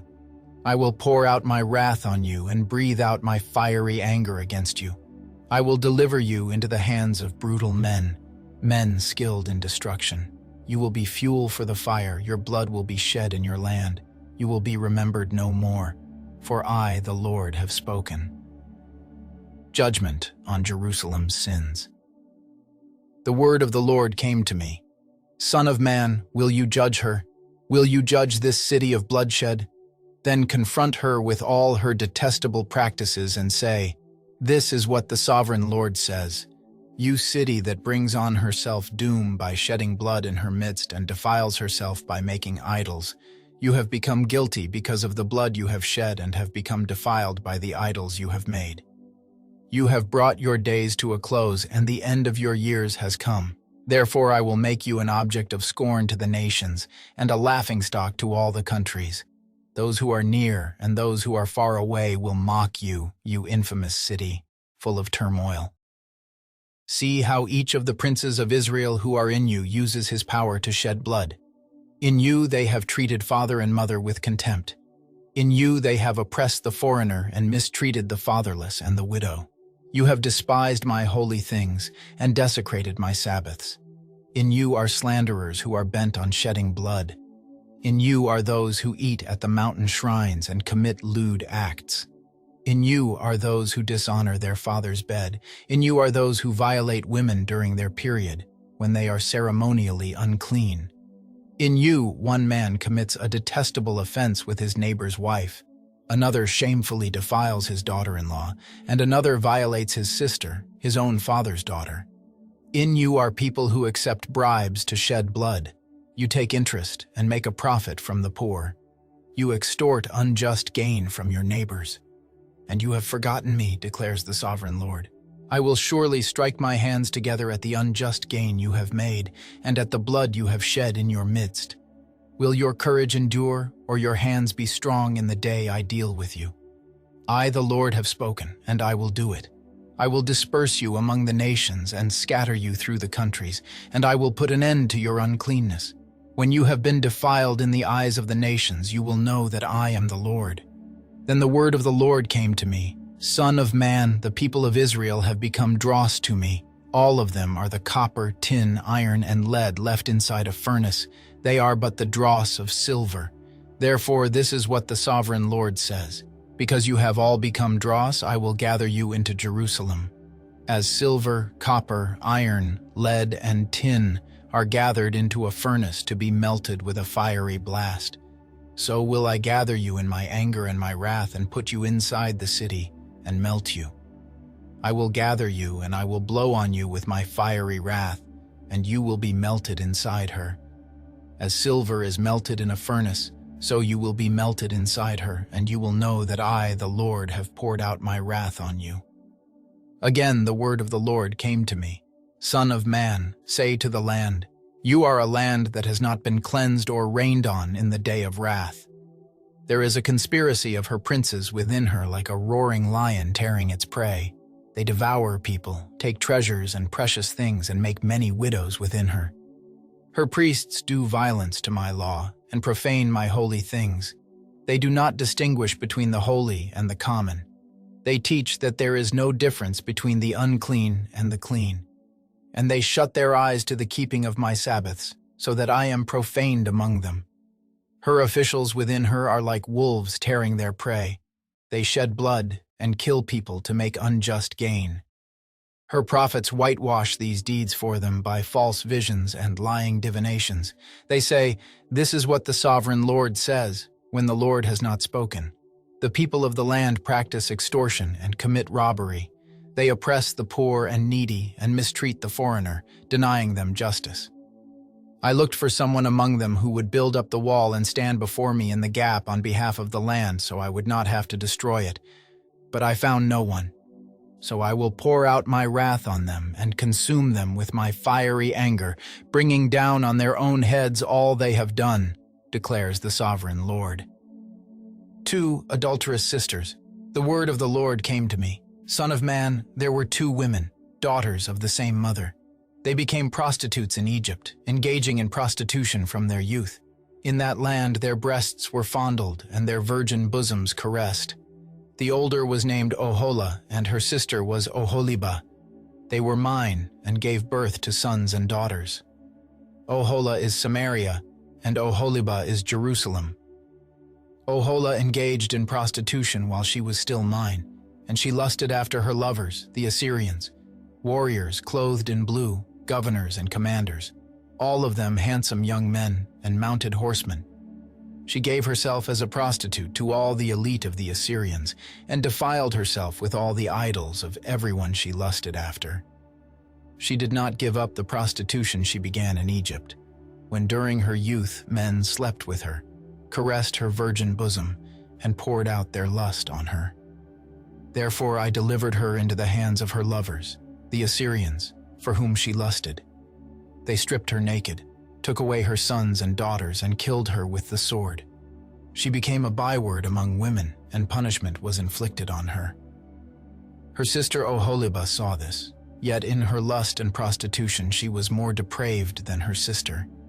She too lusted after the Assyrians, governors and commanders, warriors in full dress, mounted horsemen, all handsome young men. I saw that she too defiled herself. Both of them went the same way. But she carried her prostitution still further. She saw men portrayed on a wall, figures of Chaldeans portrayed in red, with belts around their waists and flowing turbans on their heads. All of them looked like Babylonian chariot officers, natives of Chaldea. As soon as she saw them, she lusted after them and sent messengers to them in Chaldea. Then the Babylonians came to her, to the bed of love, and in their lust they defiled her. After she had been defiled by them, she turned away from them in disgust. When she carried on her prostitution openly and exposed her naked body, I turned away from her in disgust, just as I had turned away from her sister. Yet she became more and more promiscuous as she recalled the days of her youth, when she was a prostitute in Egypt. There she lusted after her lovers, whose genitals were like those of donkeys, and whose emission was like that of horses. So you longed for the lewdness of your youth, when in Egypt your bosom was caressed and your young breasts fondled. Therefore, Oholibah, this is what the Sovereign Lord says: I will stir up your lovers against you, those you turned away from in disgust, and I will bring them against you from every side, the Babylonians and all the Chaldeans, the men of Pekod and Shoa and Koa, and all the Assyrians with them, handsome young men, all of them governors, and commanders, chariot officers, and men of high rank, all mounted on horses. They will come against you with weapons, chariots, and wagons, and with a throng of people. They will take up positions against you on every side with large and small shields and with helmets. I will turn you over to them for punishment, and they will punish you according to their standards. I will direct my jealous anger against you, and they will deal with you in fury. They will cut off your noses and your ears, and those of you who are left will fall by the sword. They will take away your sons and daughters, and those of you who are left will be consumed by fire. They will also strip you of your clothes and take your fine jewelry. So I will put a stop to the lewdness and prostitution you began in Egypt. You will not look on these things with longing or remember Egypt anymore. For this is what the Sovereign Lord says: I am about to deliver you into the hands of those you hate, to those you turned away from in disgust. They will deal with you in hatred and take away everything you have worked for. They will leave you stark naked, and the shame of your prostitution will be exposed. Your lewdness and promiscuity have brought this on you, because you lusted after the nations and defiled yourself with their idols. You have gone the way of your sister, so I will put her cup into your hand. This is what the Sovereign Lord says: You will drink your sister's cup, a cup large and deep. It will bring scorn and derision, for it holds so much. You will be filled with drunkenness and sorrow, the cup of ruin and desolation, the cup of your sister Samaria. You will drink it and drain it dry and chew on its pieces, and you will tear your breasts. I have spoken, declares the Sovereign Lord. Therefore, this is what the Sovereign Lord says: Since you have forgotten me and turned your back on me, you must bear the consequences of your lewdness and prostitution. The Lord said to me, Son of man, will you judge Oholah and Oholibah? Then confront them with their detestable practices, for they have committed adultery, and blood is on their hands. They committed adultery with their idols. They even sacrificed their children, whom they bore to me as food for them. They have also done this to me. At that same time they defiled my sanctuary and desecrated my Sabbaths. On the very day they sacrificed their children to their idols, they entered my sanctuary and desecrated it. That is what they did in my house. They even sent messengers for men who came from far away, and when they arrived, you bathed yourself for them, applied eye makeup, and put on your jewelry. You sat on an elegant couch, with a table spread before it on which you had placed the incense and olive oil that belonged to me. The noise of a carefree crowd was around her. Drunkards were brought from the desert along with men from the rabble, and they put bracelets on the wrists of the woman and her sister and beautiful crowns on their heads. Then I said about the one worn out by adultery, "Now let them use her as a prostitute, for that is all she is." And they slept with her. As men sleep with a prostitute, so they slept with those lewd women, Oholah and Oholibah. But righteous judges will sentence them to the punishment of women who commit adultery and shed blood, because they are adulterous, and blood is on their hands. This is what the Sovereign Lord says: bring a mob against them, and give them over to terror and plunder. The mob will stone them and cut them down with their swords. They will kill their sons and daughters and burn down their houses. So I will put an end to lewdness in the land, that all women may take warning and not imitate you. You will suffer the penalty for your lewdness and bear the consequences of your sins of idolatry. Then you will know that I am the Sovereign Lord. Jerusalem as a cooking pot. In the 9th year, in the 10th month, on the 10th day, the word of the Lord came to me. Son of man, record this date, this very date, because the king of Babylon has laid siege to Jerusalem this very day. Tell this rebellious people a parable, and say to them, this is what the Sovereign Lord says. Put on the cooking pot, put it on and pour water into it. Put into it the pieces of meat, all the choice pieces, the leg and the shoulder. Fill it with the best of these bones. Take the pick of the flock. Pile wood beneath it for the bones. Bring it to a boil and cook the bones in it. For this is what the Sovereign Lord says. Woe to the city of bloodshed, to the pot now encrusted, whose deposit will not go away. Take the meat out piece by piece in whatever order it comes. For the blood she shed is in her midst. She poured it on the bare rock. She did not pour it on the ground where the dust would cover it. To stir up wrath and take revenge, I put her blood on the bare rock, so that it would not be covered. Therefore, this is what the Sovereign Lord says. Woe to the city of bloodshed! I too will pile the wood high, so heap on the wood and kindle the fire. Cook the meat well, mixing in the spices, and let the bones be charred. Then set the empty pot on the coals till it becomes hot, and its copper glows, so that its impurities may be melted and its deposit burned away. It has frustrated all efforts. Its heavy deposit has not been removed, not even by fire. Now your impurity is lewdness, because I tried to cleanse you, but you would not be cleansed from your impurity. You will not be clean again until my wrath against you has subsided. I, the Lord, have spoken. The time has come for me to act. I will not hold back. I will not have pity, nor will I relent. You will be judged according to your conduct and your actions, declares the Sovereign Lord. Ezekiel's wife dies. The word of the Lord came to me. Son of man, with one blow I am about to take away from you the delight of your eyes. Yet do not lament or weep or shed any tears. Groan quietly. Do not mourn for the dead. Keep your turban fastened and your sandals on your feet. Do not cover your mustache and beard or eat the customary food of mourners. So I spoke to the people in the morning, and in the evening my wife died. The next morning I did as I had been commanded. Then the people asked me, won't you tell us what these things have to do with us? Why are you acting like this? So I said to them, the word of the Lord came to me. Say to the people of Israel, this is what the Sovereign Lord says. I am about to desecrate my sanctuary, the stronghold in which you take pride, the delight of your eyes, the object of your affection. The sons and daughters you left behind will fall by the sword, and you will do as I have done. You will not cover your mustache and beard or eat the customary food of mourners. You will keep your turbans on your heads and your sandals on your feet. You will not mourn or weep, but will waste away because of your sins and groan among yourselves. Ezekiel will be assigned to you. You will do just as he has done. When this happens, you will know that I am the Sovereign Lord. And you, Son of man, on the day I take away their stronghold, their joy and glory, the delight of their eyes, their heart's desire, and their sons and daughters as well, on that day a fugitive will come to tell you the news. At that time your mouth will be opened. You will speak with him and will no longer be silent. so you will be a sign to them, and they will know that I am the Lord. A prophecy against Ammon. The word of the Lord came to me. Son of man, set your face against the Ammonites and prophesy against them. Say to them, hear the word of the sovereign Lord. This is what the sovereign Lord says.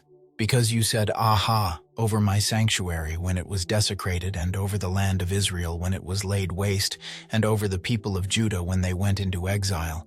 Therefore I am going to give you to the people of the east as a possession. They will set up their camps and pitch their tents among you. They will eat your fruit and drink your milk.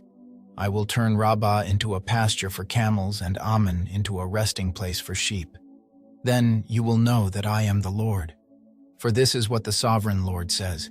Because you have clapped your hands and stamped your feet, rejoicing with all the malice of your heart against the land of Israel, therefore I will stretch out my hand against you and give you as plunder to the nations. I will wipe you out from among the nations and exterminate you from the countries. I will destroy you, and you will know that I am the Lord. A prophecy against Moab. This is what the sovereign Lord says. Because Moab and Seir said, Look, Judah has become like all the other nations. Therefore I will expose the flank of Moab, beginning at its frontier towns, Beth Jeshimoth, Baal Meon, and Kiriathaim, the glory of that land. I will give Moab along with the Ammonites to the people of the east as a possession, so that the Ammonites will not be remembered among the nations, and I will inflict punishment on Moab. Then they will know that I am the Lord. A prophecy against Edom. This is what the sovereign Lord says, because Edom took revenge on Judah and became very guilty by doing so. Therefore, this is what the sovereign Lord says. I will stretch out my hand against Edom and kill both man and beast. I will lay it waste, and from Teman to Dedan they will fall by the sword. I will take vengeance on Edom by the hand of my people Israel, and they will deal with Edom in accordance with my anger and my wrath. They will know my vengeance, declares the sovereign Lord. A prophecy against Philistia. This is what the sovereign Lord says. Because the Philistines acted in vengeance and took revenge with malice in their hearts, and with ancient hostility sought to destroy Judah. 16. Therefore this is what the sovereign Lord says. I am about to stretch out my hand against the Philistines, and I will wipe out the Kerethites and destroy those remaining along the coast. I will carry out great vengeance on them and punish them in my wrath. Then they will know that I am the Lord, when I take vengeance on them. A prophecy against Tyre. In the 11th month of the 12th year, on the first day of the month, the word of the Lord came to me. Son of man, because Tyre has said of Jerusalem, Aha, the gate to the nations is broken, and its doors have swung open to me. Now that she lies in ruins, I will prosper. Therefore, this is what the sovereign Lord says.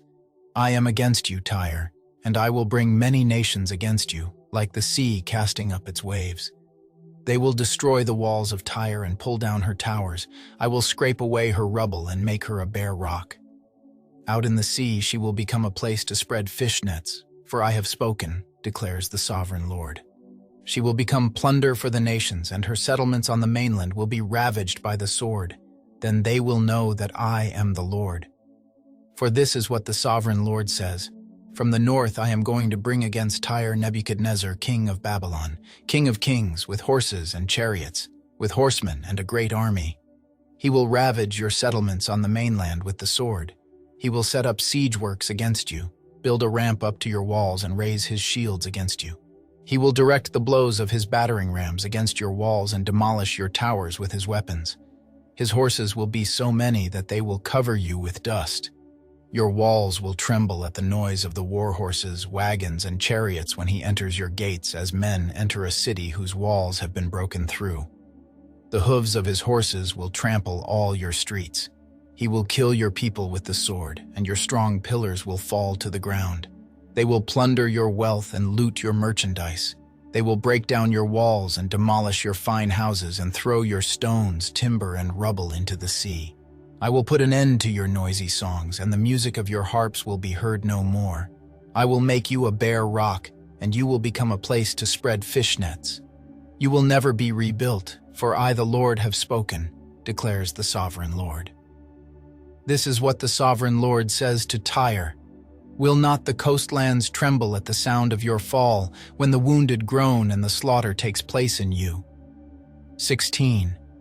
Then all the princes of the coast will step down from their thrones and lay aside their robes and take off their embroidered garments. Clothed with terror, they will sit on the ground, trembling every moment, appalled at you. Then they will take up a lament concerning you and say to you, how you are destroyed, city of renown, peopled by men of the sea. You were a power on the seas, you and your citizens. You put your terror on all who lived there.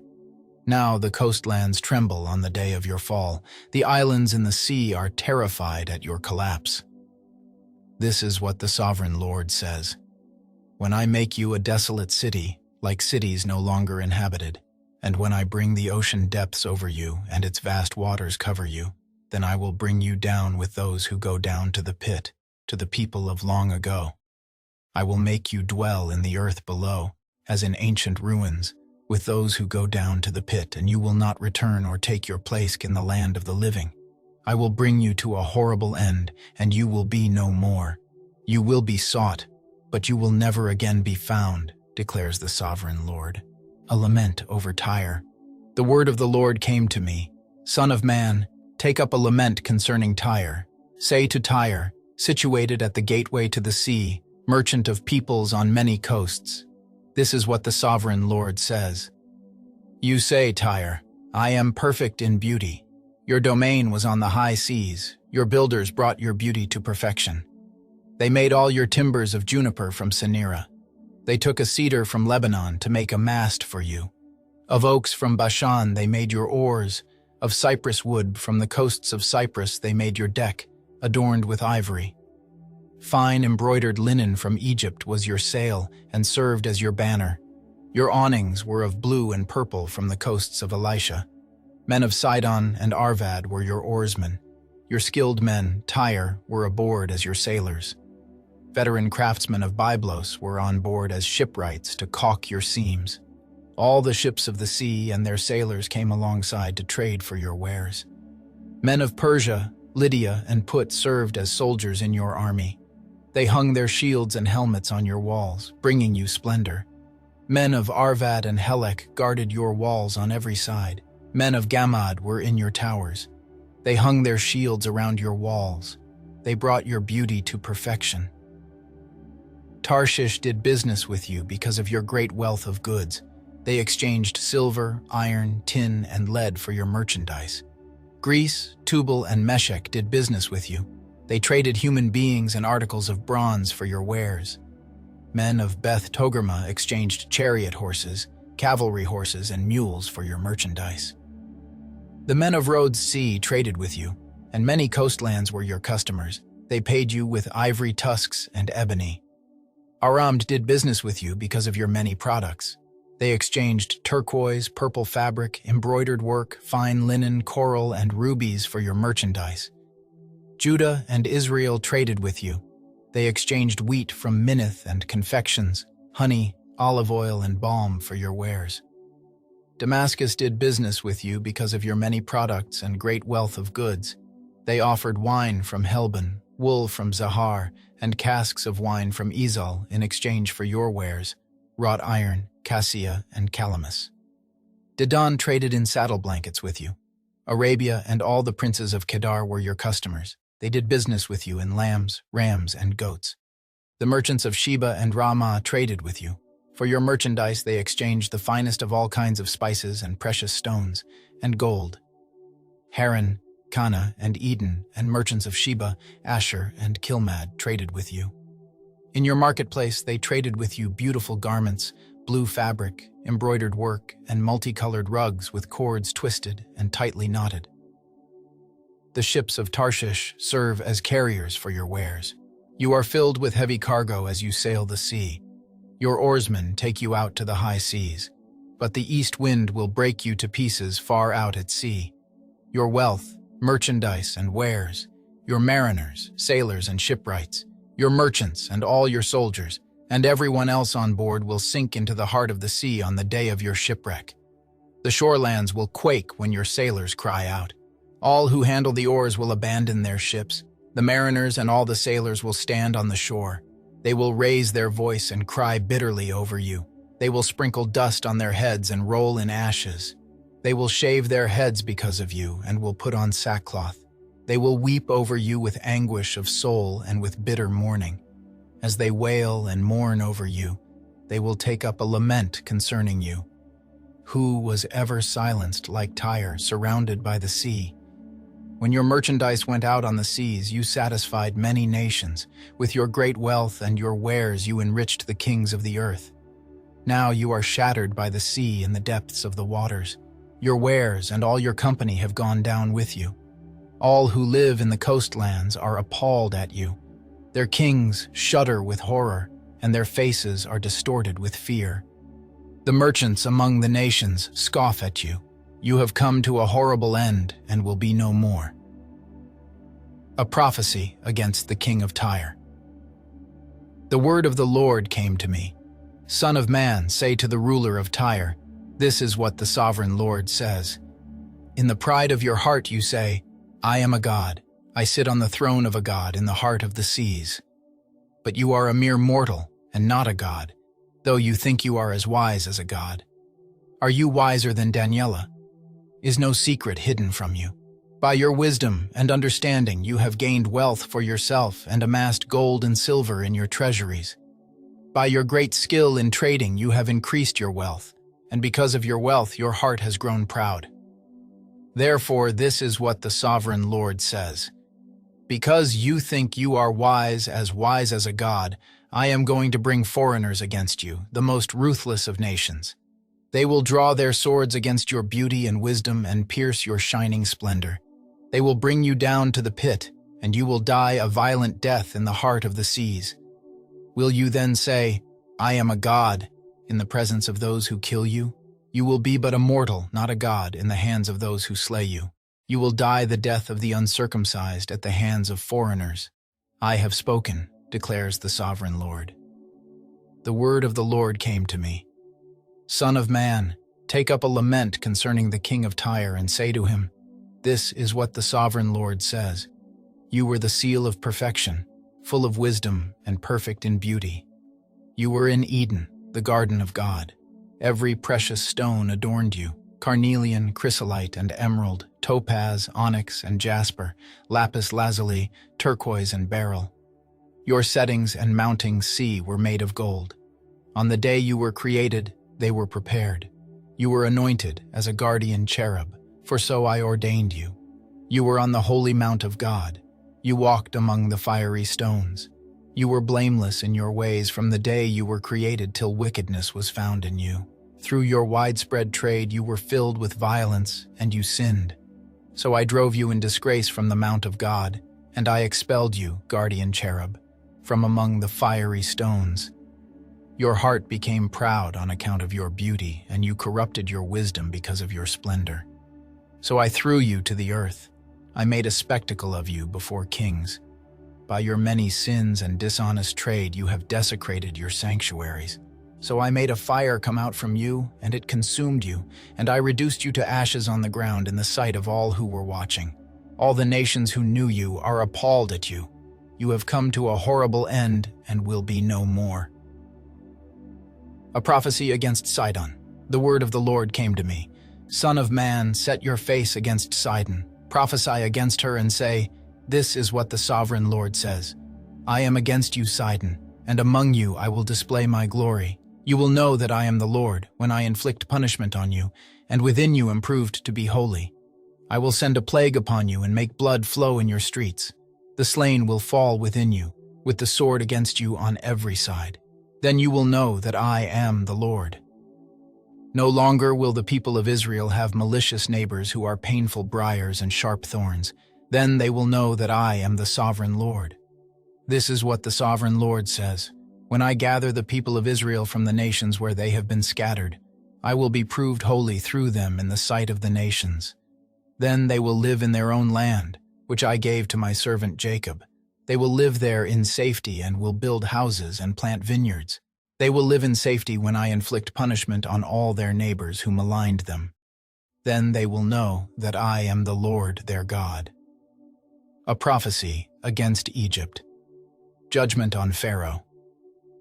In the 10th year, in the 10th month on the 12th day, the word of the Lord came to me. Son of man, set your face against Pharaoh, king of Egypt, and prophesy against him and against all Egypt. Speak to him and say, This is what the sovereign Lord says. I am against you, Pharaoh, king of Egypt, you great monster lying among your streams.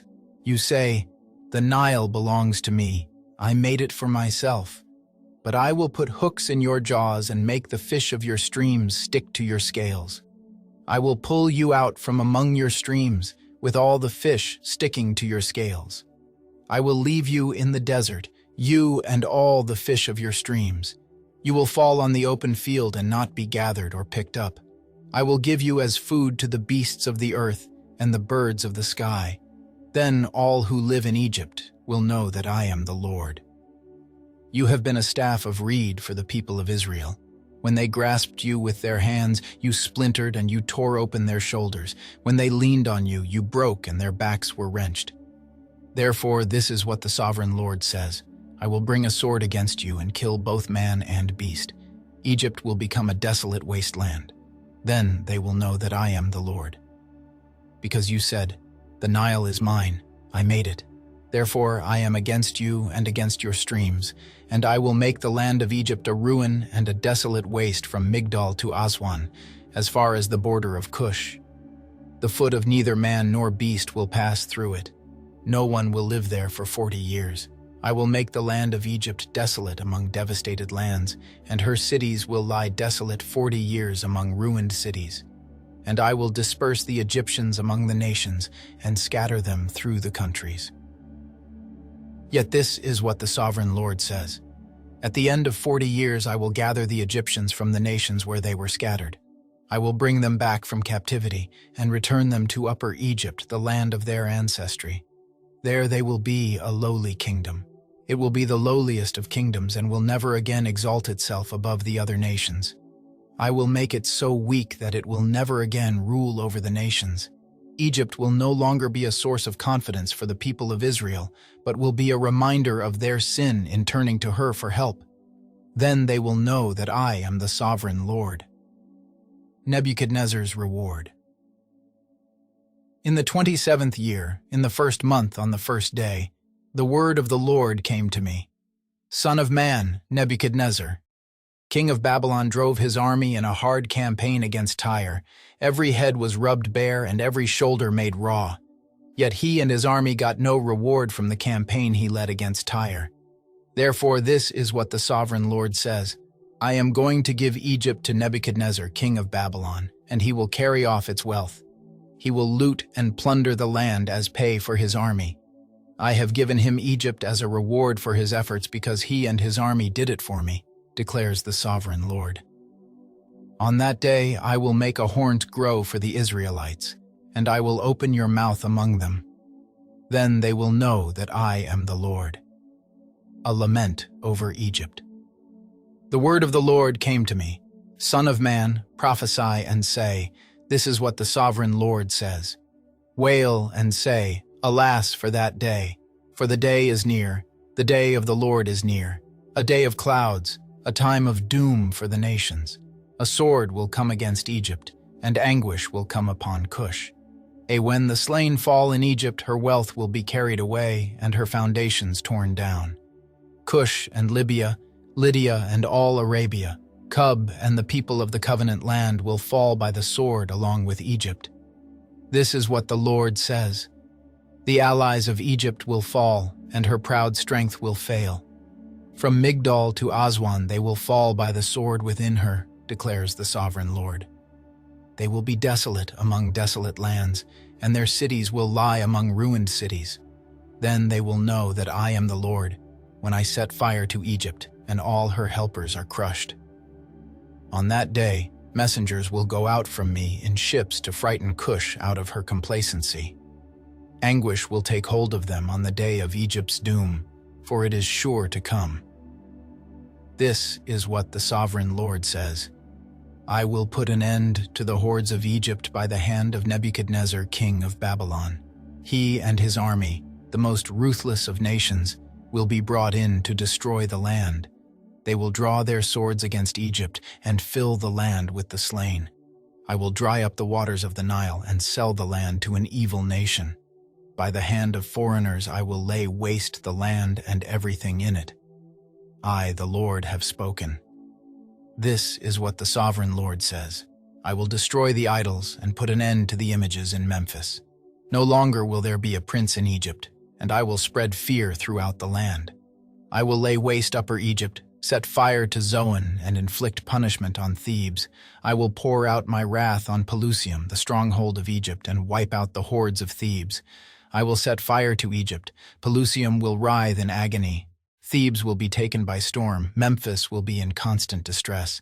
The young men of Heliopolis and Bubastis will fall by the sword, and the cities themselves will go into captivity. Dark will be the day at Tapanis when I break the yoke of Egypt. There her proud strength will come to an end. She will be covered with clouds, and her villages will go into captivity. So I will inflict punishment on Egypt, and they will know that I am the Lord. Pharaoh's arms are broken. In the 11th year, in the 1st month on the 7th day, the word of the Lord came to me. Son of man, I have broken the arm of Pharaoh, king of Egypt. It has not been bound up to be healed or put in a splint so that it may become strong enough to hold a sword. Therefore, this is what the sovereign Lord says. I am against Pharaoh, king of Egypt. I will break both his arms, the good arm as well as the broken one, and make the sword fall from his hand. I will disperse the Egyptians among the nations and scatter them through the countries. I will strengthen the arms of the king of Babylon and put my sword in his hand, but I will break the arms of Pharaoh, and he will groan before him like a mortally wounded man. I will strengthen the arms of the king of Babylon, but the arms of Pharaoh will fall limp. Then they will know that I am the Lord, when I put my sword into the hand of the king of Babylon, and he brandishes it against Egypt. I will disperse the Egyptians among the nations and scatter them through the countries. Then they will know that I am the Lord. Pharaoh as a felled cedar of Lebanon. In the 11th year, in the 3rd month on the 1st day, the word of the Lord came to me. Son of man, say to Pharaoh, king of Egypt, and to his hordes, who can be compared with you in majesty? Consider Assyria, once a cedar in Lebanon, with beautiful branches overshadowing the forest. It towered on high, its top above the thick foliage. Trouble the hearts of many peoples when I bring about your destruction among the nations, among lands you have not known. I will cause many peoples to be appalled at you, and their kings will shudder with horror because of you when I brandish my sword before them. On the day of your downfall, each of them will tremble every moment for his life. For this is what the sovereign Lord says. The sword of the king of Babylon will come against you. I will cause your hordes to fall by the swords of mighty men, the most ruthless of all nations. They will shatter the pride of Egypt, and all her hordes will be overthrown. I will destroy all her cattle from beside abundant waters, no longer to be stirred by the foot of man or muddied by the hooves of cattle. Then I will let her waters settle and make her streams flow like oil, declares the sovereign Lord. When I make Egypt desolate and strip the land of everything in it, when I strike down all who live there, then they will know that I am the Lord. This is the lament they will chant for her. The daughters of the nations will chant it. For Egypt and all her hordes they will chant it, declares the sovereign Lord. Egypt's descent into the realm of the dead. In the 12th year, on the 15th day of the month, the word of the Lord came to me. Son of man, wail for the hordes of Egypt and consign to the earth below both her and the daughters of mighty nations, along with those who go down to the pit. Say to them, are you more favored than others? Go down and be laid among the uncircumcised. They will fall among those killed by the sword. The sword is drawn. Let her be dragged off with all her hordes. From within the realm of the dead, the mighty leaders will say of Egypt and her allies, they have come down, and they lie with the uncircumcised, with those killed by the sword. Assyria is there with her whole army. She is surrounded by the graves of all her slain, all who have fallen by the sword. Their graves are in the depths of the pit, and her army lies around her grave. All who had spread terror in the land of the living are slain, fallen by the sword. Elam is there, with all her hordes around her grave. All of them are slain, fallen by the sword.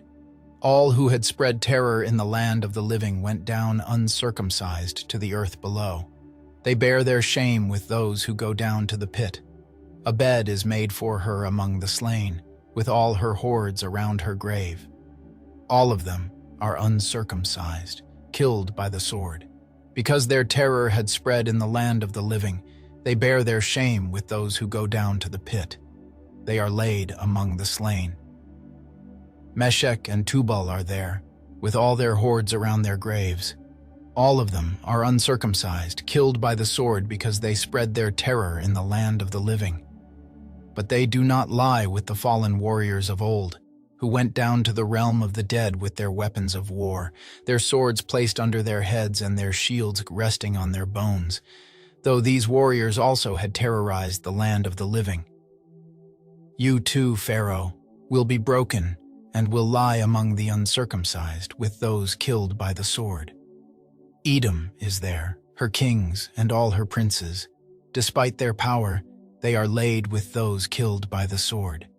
They lie with the uncircumcised, with those who go down to the pit. All the princes of the north and all the Sidonians are there. They went down with the slain in disgrace despite the terror caused by their power. They lie uncircumcised with those killed by the sword and bear their shame with those who go down to the pit. Pharaoh, he and all his army, will see them, and he will be consoled for all his hordes that were killed by the sword, declares the sovereign Lord. Although I had him spread terror in the land of the living, Pharaoh and all his hordes will be laid among the uncircumcised, with those killed by the sword, declares the sovereign Lord. Renewal of Ezekiel's call as watchman. The word of the Lord came to me. Son of man, speak to your people and say to them, when I bring the sword against a land, and the people of the land choose one of their men and make him their watchman, and he sees the sword coming against the land and blows the trumpet to warn the people, then if anyone hears the trumpet but does not heed the warning and the sword comes and takes their life, their blood will be on their own head. Since they heard the sound of the trumpet but did not heed the warning, their blood will be on their own head. If they had heeded the warning, they would have saved themselves. But if the watchman sees the sword coming and does not blow the trumpet to warn the people, and the sword comes and takes someone's life, that person's life will be taken because of their sin, but I will hold the watchman accountable for their blood. Son of man, I have made you a watchman for the people of Israel. So hear the word I speak and give them warning from me. When I say to the wicked, you wicked person, you will surely die, and you do not speak out to dissuade them from their ways, that wicked person will die for their sin, and I will hold you accountable for their blood. But if you do warn the wicked person to turn from their ways, and they do not do so, they will die for their sin, though you yourself will be saved. Son of man, say to the Israelites, this is what you are saying. Our offenses and sins weigh us down, and we are wasting away because of them. How then can we live? Say to them, as surely as I live, declares the sovereign Lord, I take no pleasure in the death of the wicked, but rather that they turn from their ways and live.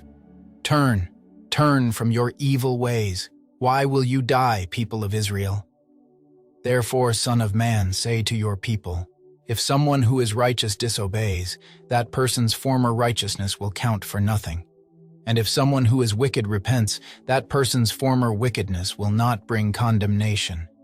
The righteous person who sins will not be allowed to live, even though they were formerly righteous. If I tell a righteous person that they will surely live, but then they trust in their righteousness and do evil, none of the righteous things that person has done will be remembered. They will die for the evil they have done. And if I say to a wicked person, you will surely die, but they then turn away from their sin and do what is just and right, If they give back what they took in pledge for a loan, return what they have stolen, follow the decrees that give life and do no evil, that person will surely live. They will not die. None of the sins that person has committed will be remembered against them. They have done what is just and right. They will surely live.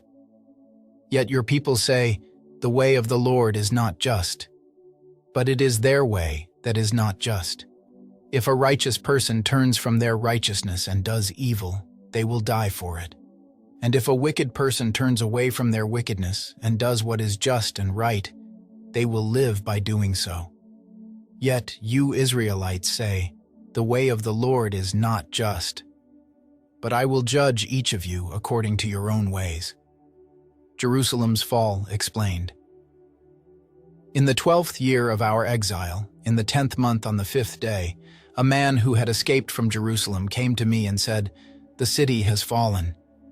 Now the evening before the man arrived, the hand of the Lord was on me, and he opened my mouth before the man came to me in the morning.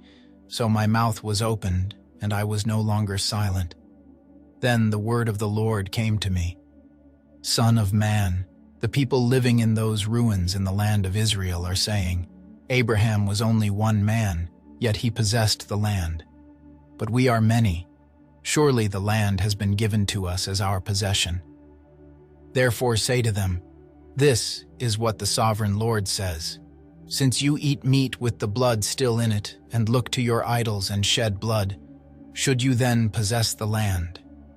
You rely on your sword, you do detestable things, and each of you defiles his neighbor's wife. Should you then possess the land? Say this to them. This is what the sovereign Lord says. As surely as I live, those who are left in the ruins will fall by the sword. Those out in the country I will give to the wild animals to be devoured, and those in strongholds and caves will die of a plague. I will make the land a desolate waste, and her proud strength will come to an end, and the mountains of Israel will become desolate so that no one will cross them. Then they will know that I am the Lord, when I have made the land a desolate waste because of all the detestable things they have done. As for you, son of man, your people are talking together about you by the walls and at the doors of the houses, saying to each other, come and hear the message that has come from the Lord. My people come to you, as they usually do, and sit before you to hear your words, but they do not put them into practice. Their mouths speak of love, but their hearts are greedy for unjust gain. Indeed, to them you are nothing more than one who sings love songs with a beautiful voice and plays an instrument well, for they hear your words but do not put them into practice. When all this comes true, and it surely will, then they will know that a prophet has been among them. The Lord will be Israel's shepherd. The word of the Lord came to me. Son of man, prophesy against the shepherds of Israel. Prophesy and say to them, this is what the sovereign Lord says. Woe to you, shepherds of Israel, who only take care of yourselves. Should not shepherds take care of the flock? You eat the curds, clothe yourselves with the wool, and slaughter the choice animals, but you do not take care of the flock. You have not strengthened the weak or healed the sick or bound up the injured. You have not brought back the strays or searched for the lost. You have ruled them harshly and brutally. So they were scattered because there was no shepherd, and when they were scattered, they became food for all the wild animals. My sheep wandered over all the mountains and on every high hill. They were scattered over the whole earth, and no one searched or looked for them. Therefore, you shepherds, hear the word of the Lord. As surely as I live, declares the sovereign Lord, because my flock lacks a shepherd, and so has been plundered, and has become food for all the wild animals, and because my shepherds did not search for my flock, but cared for themselves rather than for my flock. Therefore, you shepherds, hear the word of the Lord.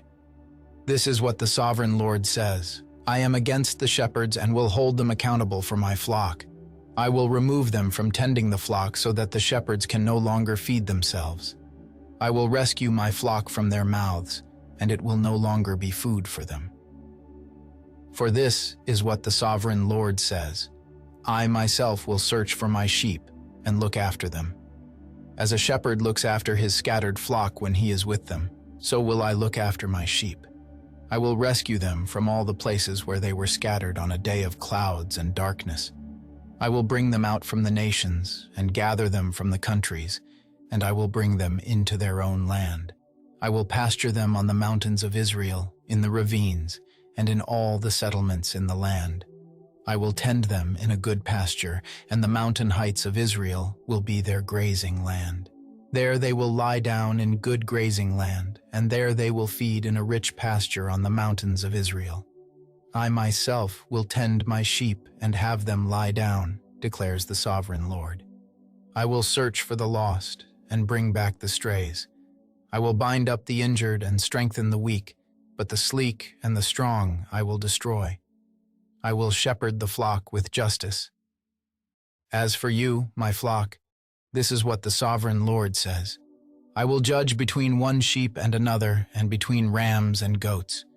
Is it not enough for you to feed on the good pasture? Must you also trample the rest of your pasture with your feet? Is it not enough for you to drink clear water?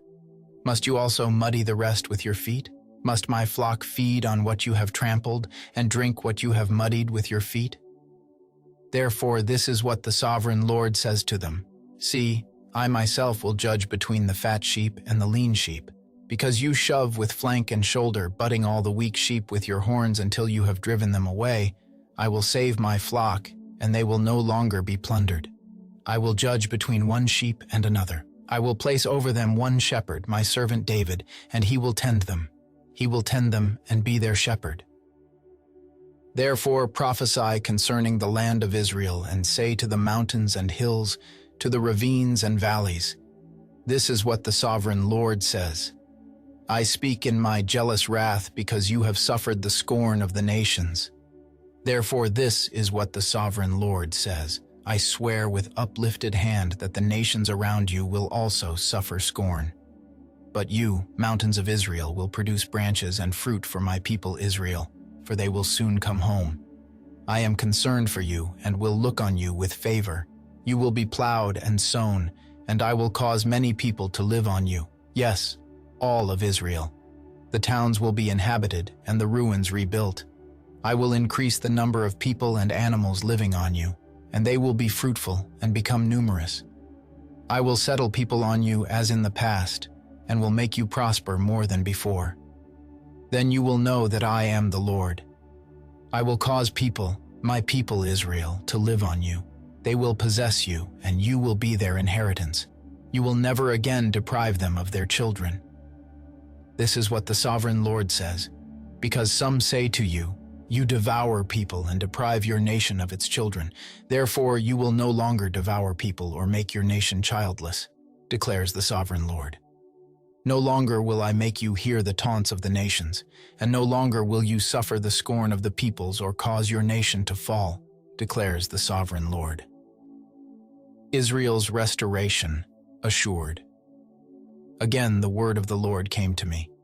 Son of man, when the people of Israel were living in their own land, they defiled it by their conduct and their actions. Their conduct was like a woman's monthly uncleanness in my sight. So I poured out my wrath on them because they had shed blood in the land and because they had defiled it with their idols. I dispersed them among the nations, and they were scattered through the countries. I judged them according to their conduct and their actions. And wherever they went among the nations, they profaned my holy name, for it was said of them, these are the Lord's people, and yet they had to leave his land. I had concern for my holy name, which the people of Israel profaned among the nations where they had gone.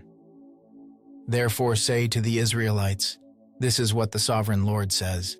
It is not for your sake, people of Israel, that I am going to do these things, but for the sake of my holy name, which you have profaned among the nations where you have gone. I will show the holiness of my great name, which has been profaned among the nations, the name you have profaned among them. Then the nations will know that I am the Lord, declares the sovereign Lord, when I am proved holy through you before their eyes. For I will take you out of the nations. I will gather you from all the countries and bring you back into your own land. I will sprinkle clean water on you, and you will be clean. I will cleanse you from all your impurities and from all your idols. I will give you a new heart and put a new spirit in you. I will remove from you your heart of stone and give you a heart of flesh, and I will put my spirit in you and move you to follow my decrees and be careful to keep my laws. Then you will live in the land I gave your ancestors. You will be my people, and I will be your God. I will save you from all your uncleanness. I will call for the grain and make it plentiful and will not bring famine upon you. I will increase the fruit of the trees and the crops of the field, so that you will no longer suffer disgrace among the nations because of famine. Then you will remember your evil ways and wicked deeds, and you will loathe yourselves for your sins and detestable practices. I want you to know that I am not doing this for your sake, declares the Sovereign Lord. Be ashamed and disgraced for your conduct, people of Israel. This is what the Sovereign Lord says. On the day I cleanse you from all your sins, I will resettle your towns, and the ruins will be rebuilt. The desolate land will be cultivated instead of lying desolate in the sight of all who pass through it. They will say, "This land that was laid waste has become like the Garden of Eden. The cities that were lying in ruins, desolate and destroyed, are now fortified and inhabited." Then the nations around you that remain will know that I, the Lord, have rebuilt what was destroyed and have replanted what was desolate. I, the Lord, have spoken, and I will do it. This is what the Sovereign Lord says. Once again, I will yield to Israel's plea and do this for them. I will make their people as numerous as sheep, as numerous as the flocks for offerings at Jerusalem during her appointed festivals. So will the ruined cities be filled with flocks of people. Then they will know that I am the Lord. The valley of dry bones. The hand of the Lord was on me, and he brought me out by the Spirit of the Lord and set me in the middle of a valley. It was full of bones. He led me back and forth among them, and I saw a great many bones on the floor of the valley, bones that were very dry. He asked me, "Son of man, can these bones live?" I said, "Sovereign Lord, you alone know." Then he said to me, "Prophesy to these bones and say to them, 'Dry bones, hear the word of the Lord.' This is what the Sovereign Lord says to these bones. I will make breath enter you, and you will come to life. I will attach tendons to you and make flesh come upon you and cover you with skin. I will put breath in you, and you will come to life. Then you will know that I am the Lord." So I prophesied as I was commanded. And as I was prophesying, there was a noise, a rattling sound, and the bones came together, bone to bone. I looked, and tendons and flesh appeared on them, and skin covered them, but there was no breath in them. Then he said to me, "Prophesy to the breath, prophesy, Son of Man, and say to it, 'This is what the Sovereign Lord says. Come, breath from the four winds, and breathe into these slain, that they may live.' So I prophesied as he commanded me, and breath entered them. They came to life and stood up on their feet, a vast army. Then he said to me, 'Son of man, these bones are the people of Israel. They say, "Our bones are dried up and our hope is gone. We are cut off." Therefore prophesy and say to them, 'This is what the Sovereign Lord says. My people, I am going to open your graves and bring you up from them. I will bring you back to the land of Israel. Then you, my people, will know that I am the Lord when I open your graves and bring you up from them. I will put my spirit in you, and you will live, and I will settle you in your own land. Then you will know that I, the Lord, have spoken, and I have done it, declares the Lord. One nation under one king. The word of the Lord came to me. Son of man, take a stick of wood and write on it, belonging to Judah and the Israelites associated with him. Then take another stick of wood and write on it, belonging to Joseph, that is, to Ephraim, and all the Israelites associated with him. Join them together into one stick so that they will become one in your hand. When your people ask you, "Won't you tell us what you mean by this?" say to them, "This is what the Sovereign Lord says. I am going to take the stick of Joseph, which is in Ephraim's hand, and of the Israelite tribes associated with him, and join it to Judah's stick. I will make them into a single stick of wood, and they will become one in my hand. Hold before their eyes the sticks you have written on, and say to them, 'This is what the Sovereign Lord says. I will take the Israelites out of the nations where they have gone. I will gather them from all around and bring them back into their own land. I will make them one nation. In the land, on the mountains of Israel, there will be one king over all of them, and they will never again be two nations, or be divided into two kingdoms. They will no longer defile themselves with their idols and vile images or with any of their offenses, for I will save them from all their sinful backsliding, and I will cleanse them. They will be my people, and I will be their God. My servant David will be king over them, and they will all have one shepherd. They will follow my laws and be careful to keep my decrees. They will live in the land I gave to my servant Jacob, the land where your ancestors lived. They and their children and their children's children will live there forever, and David my servant will be their prince forever. I will make a covenant of peace with them. It will be an everlasting covenant.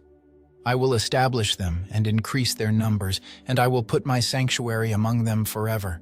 My dwelling place will be with them. I will be their God, and they will be my people. Then the nations will know that I, the Lord, make Israel holy when my sanctuary is among them forever. The Lord's great victory over the nations. The word of the Lord came to me. Son of man, set your face against Gog of the land of Magog, the chief prince of Ameshech and Tubal. Prophesy against him and say, This is what the sovereign Lord says. I am against you, Gog, chief prince of Meshech and Tubal. I will turn you around, put hooks in your jaws, and bring you out with your whole army, your horses, your horsemen fully armed, and a great horde with large and small shields, all of them brandishing their swords. Persia, Cush, and Put will be with them, all with shields and helmets. Also Gomer with all its troops, and Beth Togarmah from the far north with all its troops, the many nations with you. Get ready, be prepared, you and all the hordes gathered about you, and take command of them. After many days you will be called to arms. In future years you will invade a land that has recovered from war, whose people were gathered from many nations to the mountains of Israel, which had long been desolate. They had been brought out from the nations, and now all of them live in safety. You and all your troops and the many nations with you will go up, advancing like a storm. You will be like a cloud covering the land. This is what the sovereign Lord says. On that day, thoughts will come into your mind, and you will devise an evil scheme. You will say, I will invade a land of unwalled villages. I will attack a peaceful and unsuspecting people, all of them living without walls and without gates and bars. I will plunder and loot and turn my hand against the resettled ruins and the people gathered from the nations, rich in livestock and goods, living at the center of the land. Sheba and Dedan and the merchants of Tarshish and all her villages will say to you, Have you come to plunder? Have you gathered your hordes to loot, to carry off silver and gold, to take away livestock and goods, and to seize much plunder? Therefore, Son of man, prophesy and say to Gog, This is what the sovereign Lord says. In that day, when my people Israel are living in safety, will you not take notice of it? You will come from your place in the far north, you and many nations with you, all of them riding on horses, a great horde, a mighty army. You will advance against my people Israel like a cloud that covers the land. In days to come, Gog, I will bring you against my land, so that the nations may know me when I am proved holy through you before their eyes. This is what the sovereign Lord says. You are the one I spoke of in former days by my servants, the prophets of Israel. At that time they prophesied for years that I would bring you against them. This is what will happen in that day. When Gog attacks the land of Israel, my hot anger will be aroused, declares the sovereign Lord. In my zeal and fiery wrath I declare that at that time there shall be a great earthquake in the land of Israel. The fish in the sea, the birds in the sky, the beasts of the field, every creature that moves along the ground, and all the people on the face of the earth will tremble at my presence. The mountains will be overturned, the cliffs will crumble, and every wall will fall to the ground. I will summon a sword against Gog on all my mountains, declares the sovereign Lord. Every man's sword will be against his brother. I will execute judgment on him with plague and bloodshed. I will pour down torrents of rain, hailstones and burning sulfur on him and on his troops and on the many nations with him. And so I will show my greatness and my holiness, and I will make myself known in the sight of many nations. Then they will know that I am the Lord. Son of man, prophesy against Gog and say, This is what the sovereign Lord says. I am against you, Gog, chief prince of Meshech and Tubal. I will turn you around and drag you along. I will bring you from the far north and send you against the mountains of Israel. Then I will strike your bow from your left hand and make your arrows drop from your right hand. On the mountains of Israel you will fall, you and all your troops and the nations with you. I will give you as food to all kinds of carrion birds and to the wild animals. You will fall in the open field, for I have spoken, declares the sovereign Lord. I will send fire on Magog and on those who live in safety in the coastlands, and they will know that I am the Lord. I will make known my holy name among my people Israel. I will no longer let my holy name be profaned, and the nations will know that I, the Lord, am the Holy One in Israel. It is coming. It will surely take place, declares the sovereign Lord. This is the day I have spoken of. Then those who live in the towns of Israel will go out and use the weapons for fuel and burn them up, the small and large shields, the bows and arrows, the war clubs and spears. For 7 years they will use them for fuel. They will not need to gather wood from the fields or cut it from the forests, because they will use the weapons for fuel. And they will plunder those who plundered them and loot those who looted them, declares the sovereign Lord. On that day, I will give Gog a burial place in Israel, in the valley of those who travel east of the sea. It will block the way of travelers, because Gog and all his hordes will be buried there, so it will be called the Valley of Haman Gog. For 7 months the Israelites will be burying them in order to cleanse the land. All the people of the land will bury them, and the day I display my glory will be a memorable day for them, declares the sovereign Lord. People will be continually employed in cleansing the land. They will spread out across the land and, along with others, they will bury any bodies that are lying on the ground. After the 7 months, they will carry out a more detailed search. As they go through the land, anyone who sees a human bone will leave a marker beside it until the gravediggers bury it in the valley of Haman Gog, near a town called Hamanah, and so they will cleanse the land. Son of man, this is what the sovereign Lord says. Call out to every kind of bird and all the wild animals. Assemble and come together from all around to the sacrifice I am preparing for you, the great sacrifice on the mountains of Israel. There you will eat flesh and drink blood. You will eat the flesh of mighty men and drink the blood of the princes of the earth as if they were rams and lambs, goats and bulls, all of them fattened animals from Bashan. At the sacrifice I am preparing for you, you will eat fat till you are glutted and drink blood till you are drunk. At my table you will eat your fill of horses and riders, mighty men and soldiers of every kind, declares the sovereign Lord. I will display my glory among the nations, and all the nations will see the punishment I inflict and the hand I lay on them. From that day forward the people of Israel will know that I am the Lord their God, and the nations will know that the people of Israel went into exile for their sin, because they were unfaithful to me. So I hid my face from them and handed them over to their enemies, and they all fell by the sword. I dealt with them according to their uncleanness and their offenses, and I hid my face from them. Therefore this is what the sovereign Lord says. I will now restore the fortunes of Jacob and will have compassion on all the people of Israel, and I will be zealous for my holy name. They will forget their shame and all the unfaithfulness they showed toward me when they lived in safety in their land with no one to make them afraid. When I have brought them back from the nations and have gathered them from the countries of their enemies, I will be proved holy through them in the sight of many nations. Then they will know that I am the Lord their God, for though I sent them into exile among the nations, I will gather them to their own land, not leaving any behind. I will no longer hide my face from them, for I will pour out my spirit on the people of Israel, declares the sovereign Lord. The temple area restored. In the 25th year of our exile, at the beginning of the year, on the 10th of the month, In the 14th year after the fall of the city, on that very day the hand of the Lord was on me, and he took me there. In visions of God he took me to the land of Israel and set me on a very high mountain, on whose south side were some buildings that looked like a city. He took me there, and I saw a man whose appearance was like bronze. He was standing in the gateway with a linen cord and a measuring rod in his hand. The man said to me, "Son of man, look carefully and listen closely and pay attention to everything I am going to show you, for that is why you have been brought here.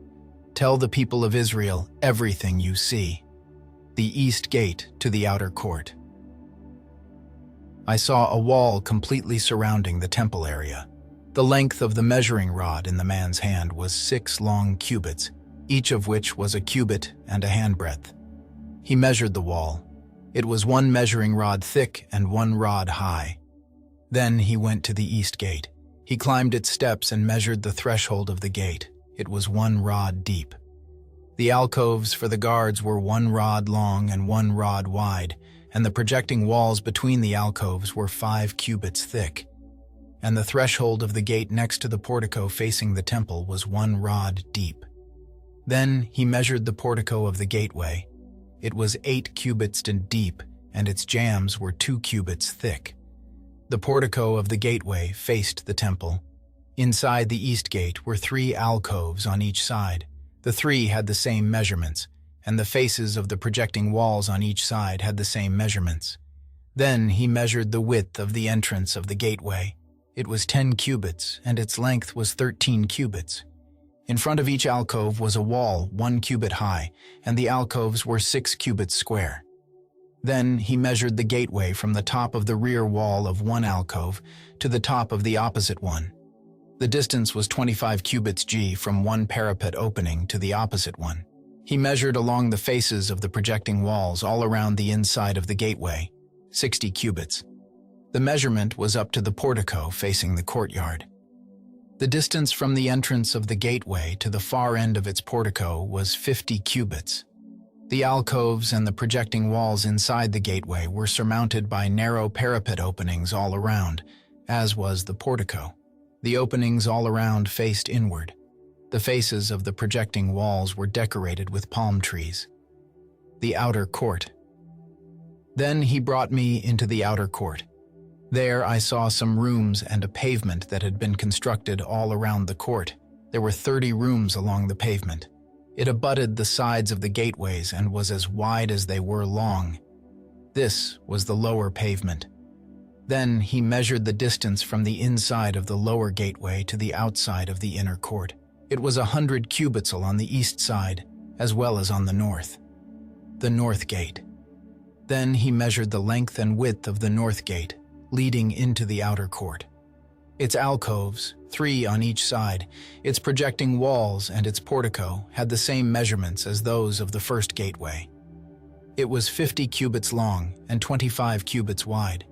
Its openings, its portico, and its palm tree decorations had the same measurements as those of the gate facing east. 7 steps led up to it, with its portico opposite them. There was a gate to the inner court facing the north gate, just as there was on the east. He measured from one gate to the opposite one. It was 100 cubits. The south gate. Then he led me to the south side, and I saw the south gate. He measured its jambs and its portico, and they had the same measurements as the others. The gateway and its portico had narrow openings all around, like the openings of the others.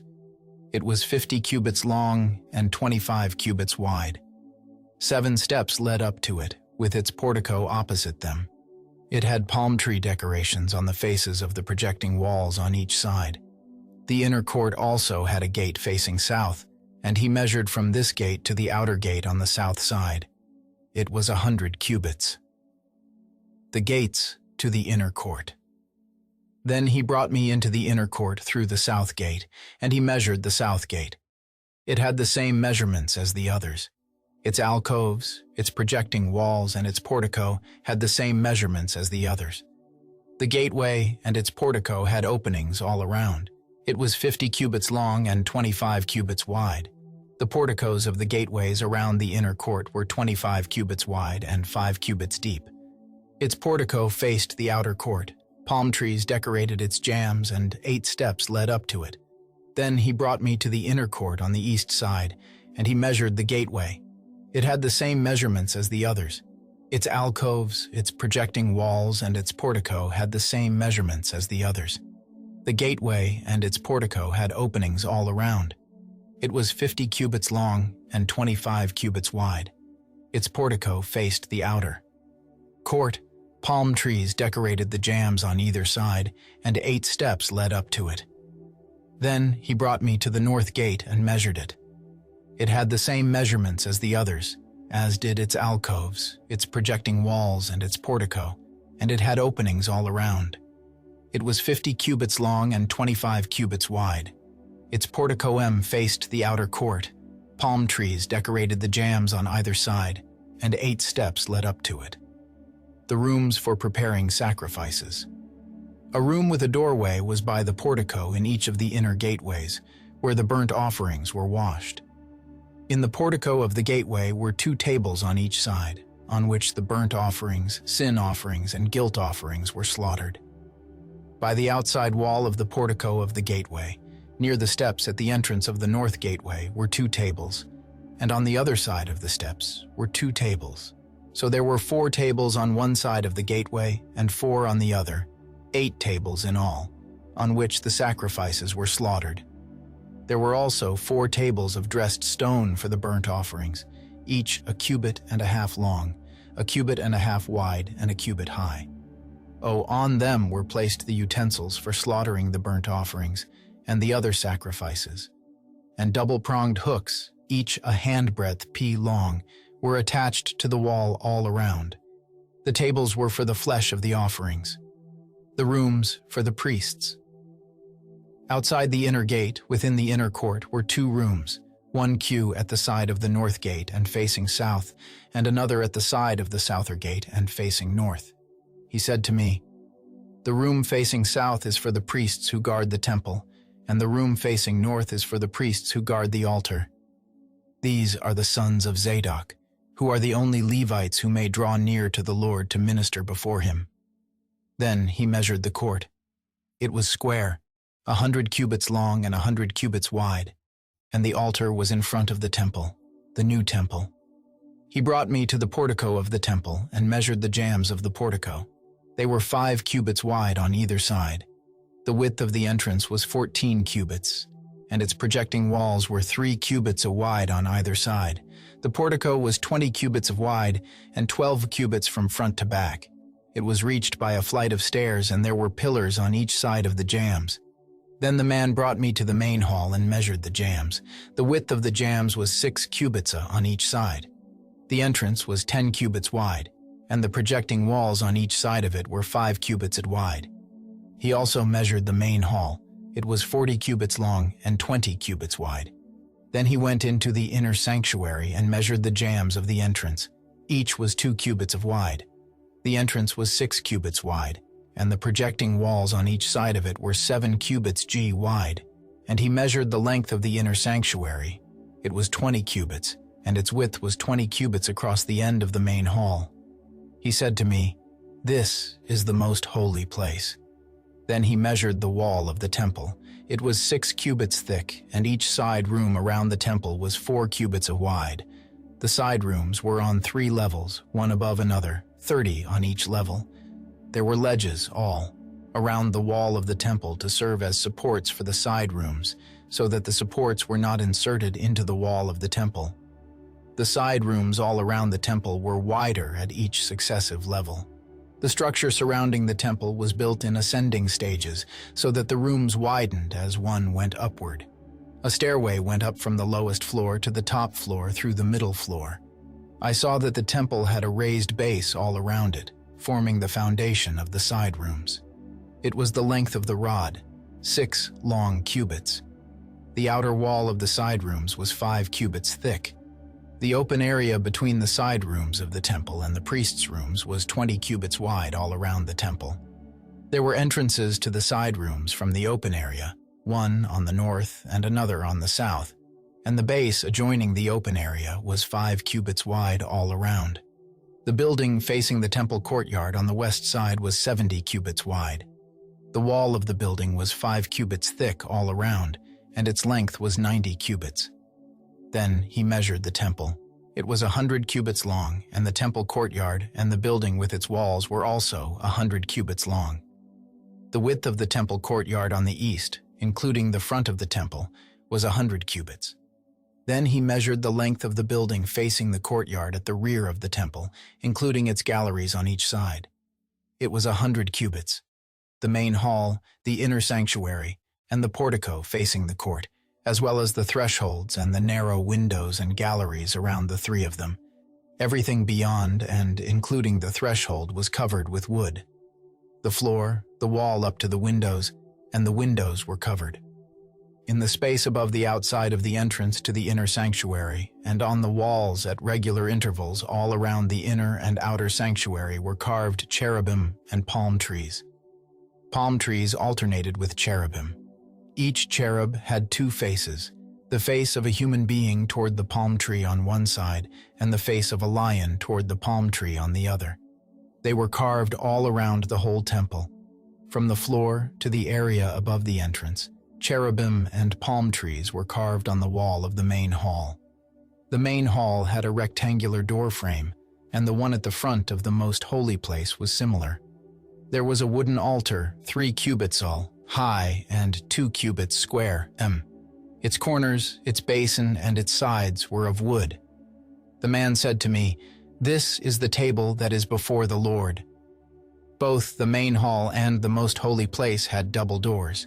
Each door had 2 leaves, 2 hinged leaves for each door, and on the doors of the main hall were carved cherubim and palm trees like those carved on the walls, and there was a wooden overhang on the front of the portico. On the side walls of the portico were narrow windows with palm trees carved on each side. The side rooms of the temple also had overhangs. The rooms for the priests. Then the man led me northward into the outer court and brought me to the rooms opposite the temple courtyard and opposite the outer wall on the north side. The building, whose door faced north, was 100 cubits long and 50 cubits wide, both in the section 20 cubits B, from the inner court, and in the section opposite the pavement of the outer court, gallery faced gallery at the 3 levels. In front of the rooms was an inner passageway 10 cubits wide and 100 cubits C long. Their doors were on the north. Now the upper rooms were narrower, for the galleries took more space from them than from the rooms on the lower and middle floors of the building. The rooms on the top floor had no pillars, as the courts had, so they were smaller in floor space than those on the lower and middle floors. There was an outer wall parallel to the rooms and the outer court. It extended in front of the rooms for 50 cubits. While the row of rooms on the side next to the outer court was 50 cubits long, the row on the side nearest the sanctuary was 100 cubits long. The lower rooms had an entrance on the east side as one enters them from the outer court. On the south side, along the length of the wall of the outer court, adjoining the temple courtyard and opposite the outer wall, were rooms with a passageway in front of them. These were like the rooms on the north. They had the same length and width, with similar exits and dimensions. Similar to the doorways on the north were the doorways of the rooms on the south. There was a doorway at the beginning of the passageway that was parallel to the corresponding wall extending eastward, by which one enters the rooms. Then he said to me, "The north and south rooms facing the temple courtyard are the priests' rooms, where the priests who approach the Lord will eat the most holy offerings. There they will put the most holy offerings, the grain offerings, the sin offerings, and the guilt offerings, for the place is holy. Once the priests enter the holy precincts, they are not to go into the outer court until they leave behind the garments in which they minister, for these are holy. They are to put on other clothes before they go near the places that are for the people." When he had finished measuring what was inside the temple area, he led me out by the east gate and measured the area all around. He measured the east side with the measuring rod. It was 500 cubits. He measured the north side. It was 500 cubits by the measuring rod. He measured the south side. It was 500 cubits by the measuring rod. Then he turned to the west side and measured. It was 500 cubits by the measuring rod. So he measured the area on all four sides. It had a wall around it, 500 cubits long and 500 cubits wide, to separate the holy from the common. God's glory returns to the temple.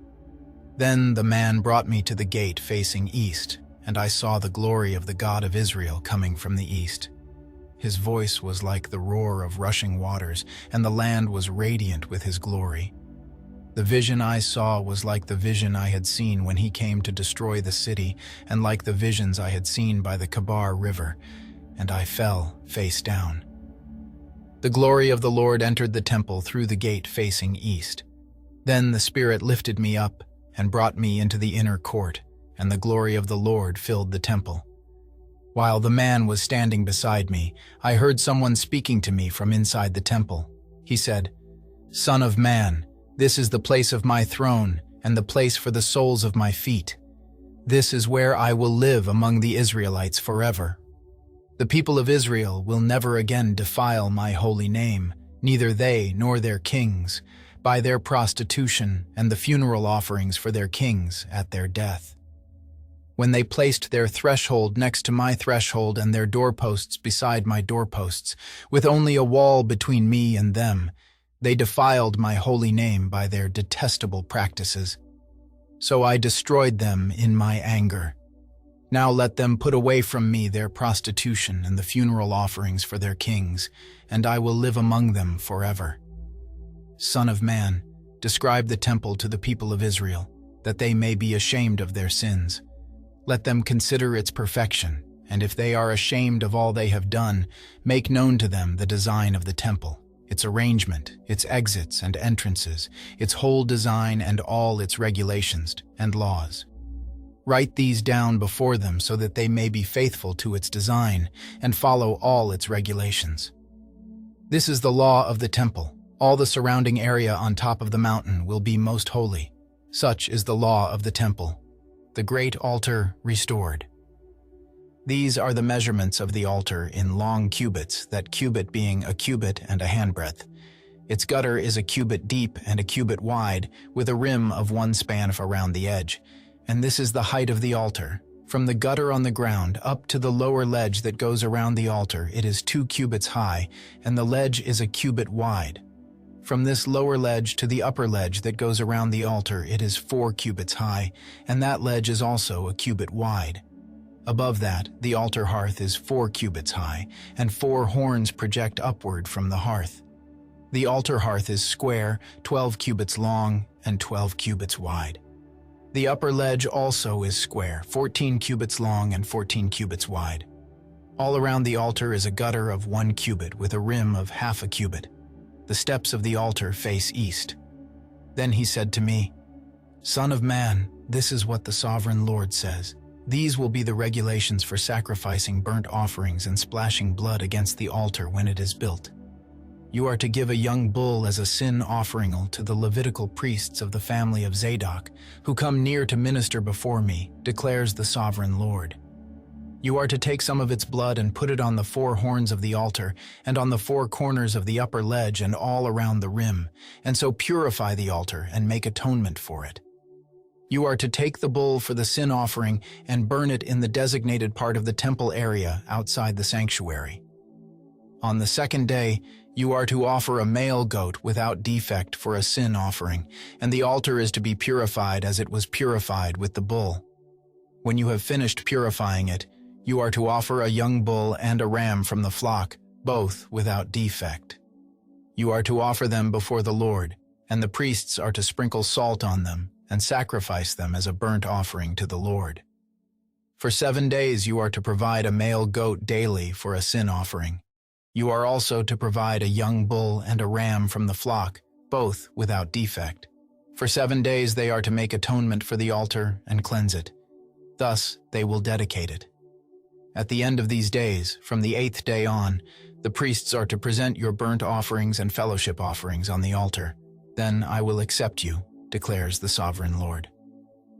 The priesthood restored. Then the man brought me back to the outer gate of the sanctuary, the one facing east, and it was shut. The Lord said to me, "This gate is to remain shut. It must not be opened. No one may enter through it. It is to remain shut because the Lord, the God of Israel, has entered through it. The prince himself is the only one who may sit inside the gateway to eat in the presence of the Lord. He is to enter by way of the portico of the gateway and go out the same way." Then the man brought me by way of the north gate to the front of the temple. I looked and saw the glory of the Lord filling the temple of the Lord, and I fell face down. The Lord said to me, "Son of man, look carefully, listen closely, and give attention to everything I tell you concerning all the regulations and instructions regarding the temple of the Lord. Give attention to the entrance to the temple and all the exits of the sanctuary. Say to rebellious Israel, 'This is what the sovereign Lord says. Enough of your detestable practices, people of Israel.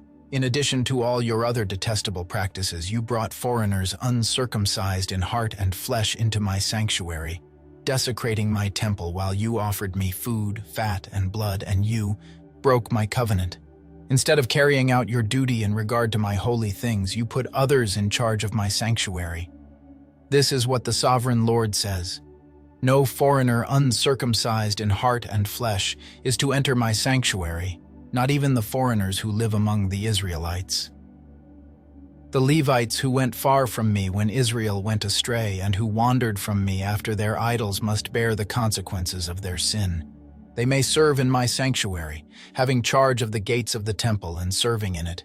They may slaughter the burnt offerings and sacrifices for the people and stand before the people and serve them. But because they served them in the presence of their idols and made the people of Israel fall into sin, therefore I have sworn with uplifted hand that they must bear the consequences of their sin, declares the sovereign Lord. They are not to come near to serve me as priests or come near any of my holy things or my most holy offerings. They must bear the shame of their detestable practices. And I will appoint them to guard the temple for all the work that is to be done in it. But the Levitical priests, who are descendants of Zadok and who guarded my sanctuary when the Israelites went astray from me, are to come near to minister before me. They are to stand before me to offer sacrifices of fat and blood, declares the sovereign Lord. They alone are to enter my sanctuary. They alone are to come near my table to minister before me and serve me as guards. When they enter the gates of the inner court, they are to wear linen clothes. They must not wear any woolen garment while ministering at the gates of the inner court or inside the temple. They are to wear linen turbans on their heads and linen undergarments around their waists. They must not wear anything that makes them perspire. When they go out into the outer court where the people are, they are to take off the clothes they have been ministering in and are to leave them in the sacred rooms and put on other clothes so that the people are not consecrated through contact with their garments. They must not shave their heads or let their hair grow long, but they are to keep the hair of their heads trimmed. No priest is to drink wine when he enters the inner court. They must not marry widows or divorced women. They may marry only virgins of Israelite descent or widows of priests. They are to teach my people the difference between the holy and the common and show them how to distinguish between the unclean and the clean. In any dispute, the priests are to serve as judges and decide it according to my ordinances. They are to keep my laws and my decrees for all my appointed festivals, and they are to keep my Sabbaths holy. A priest must not defile himself by going near a dead person. However, if the dead person was his father or mother, son or daughter, brother or unmarried sister, then he may defile himself. After he is cleansed, he must wait 7 days. On the day he goes into the inner court of the sanctuary to minister in the sanctuary, he is to offer a sin offering for himself, declares the sovereign Lord. I am to be the only inheritance the priests have. You are to give them no possession in Israel. I will be their possession. They will eat the grain offerings, the sin offerings, and the guilt offerings, and everything in Israel devoted to the Lord will belong to them. The best of all the first fruits and of all your special gifts will belong to the priests. You are to give them the first portion of your ground meal so that a blessing may rest on your household. The priests must not eat anything, whether bird or animal, found dead or torn by wild animals. Israel fully restored. When you allot the land as an inheritance, you are to present to the Lord a portion of the land as a sacred district, 25,000 cubits long and 20,000 cubits wide. The entire area will be holy. Of this, a section 500 cubits square is to be for the sanctuary, with 50 cubits around it for open land. In the sacred district, measure off a section 25,000 cubits long and 10,000 cubits wide. In it will be the sanctuary, the most holy place. It will be the sacred portion of the land for the priests, who minister in the sanctuary and who draw near to minister before the Lord. It will be a place for their houses, as well as a holy place for the sanctuary. An area 25,000 cubits long and 10,000 cubits wide will belong to the Levites, who serve in the temple, as their possession for towns to live in. You are to give the city as its property an area 5,000 cubits wide and 25,000 cubits long, adjoining the sacred portion. It will belong to all Israel. The prince will have the land bordering each side of the area formed by the sacred district and the property of the city. It will extend westward from the west side and eastward from the east side, running lengthwise from the western to the eastern border parallel to one of the tribal portions. This land will be his possession in Israel. And my princes will no longer oppress my people, but will allow the people of Israel to possess the land according to their tribes. This is what the sovereign Lord says. You have gone far enough, princes of Israel. Give up your violence and oppression, and do what is just and right. Stop dispossessing my people, declares the sovereign Lord. You are to use accurate scales, an accurate ephah, and an accurate bath. The ephah and the bath are to be the same size, the bath containing 1/10 of a homer and the ephah 1/10 of a homer. The homer is to be the standard measure for both. The shekel is to consist of 20 gerahs. 20 shekels plus 25 shekels plus 15 shekels equal 1 mina. This is the special gift you are to offer, 1/6 of an ephah from each homer of wheat and 1/6 of an ephah from each homer of barley. The prescribed portion of olive oil, measured by the bath, is 1/10 of a bath from each core, which consists of 10 baths or 1 homer, for 10 baths are equivalent to a homer. Also, 1 sheep is to be taken from every flock of 200 from the well-watered pastures of Israel. These will be used for the grain offerings, burnt offerings, and fellowship offerings to make atonement for the people, declares the sovereign Lord. All the people of the land will be required to give this special offering to the prince in Israel. It will be the duty of the prince to provide the burnt offerings, grain offerings, and drink offerings at the festivals, the new moons, and the Sabbaths, at all the appointed festivals of Israel. He will provide the sin offerings, grain offerings, burnt offerings, and fellowship offerings to make atonement for the Israelites. This is what the sovereign Lord says. In the first month, on the first day, you are to take a young bull without defect and purify the sanctuary. The priest is to take some of the blood of the sin offering and put it on the doorposts of the temple, on the 4 corners of the upper ledge of the altar, and on the gateposts of the inner court. You are to do the same on the 7th day of the month for anyone who sins unintentionally or through ignorance. So you are to make atonement for the temple. In the first month on the 14th day, you are to observe the Passover, a festival lasting 7 days, during which you shall eat bread made without yeast. On that day, the prince is to provide a bull as a sin offering for himself and for all the people of the land. Every day during the 7 days of the festival, he is to provide 7 bulls and 7 rams without defect as a burnt offering to the Lord, and a male goat for a sin offering. He is to provide as a grain offering an ephah for each bull and an ephah for each ram, along with a hin of olive oil for each ephah. During the 7 days of the festival, which begins in the 7th month on the 15th day, he is to make the same provision for sin offerings, burnt offerings, grain offerings, and oil. This is what the sovereign Lord says. The gate of the inner court facing east is to be shut on the 6 working days, but on the Sabbath day and on the day of the new moon, it is to be opened. The prince is to enter from the outside through the portico of the gateway and stand by the gatepost. The priests are to sacrifice his burnt offering and his fellowship offerings. He is to bow down in worship at the threshold of the gateway, and then go out, but the gate will not be shut until evening. On the Sabbaths and new moons, the people of the land are to worship in the presence of the Lord at the entrance of that gateway. The burnt offering the prince brings to the Lord on the Sabbath day is to be 6 male lambs and a ram, all without defect.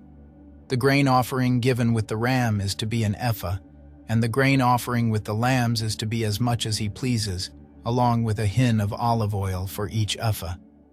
On the day of the new moon, he is to offer a young bull, 6 lambs, and a ram, all without defect. He is to provide as a grain offering 1 ephah with the bull, 1 ephah with the ram, and with the lambs as much as he wants to give, along with a hin of oil for each ephah. When the prince enters, he is to go in through the portico of the gateway, and he is to come out the same way. When the people of the land come before the Lord at the appointed festivals, whoever enters by the north gate to worship is to go out the south gate, and whoever enters by the south gate is to go out the north gate. No one is to return through the gate by which they entered, but each is to go out the opposite gate. The prince is to be among them, going in when they go in and going out when they go out.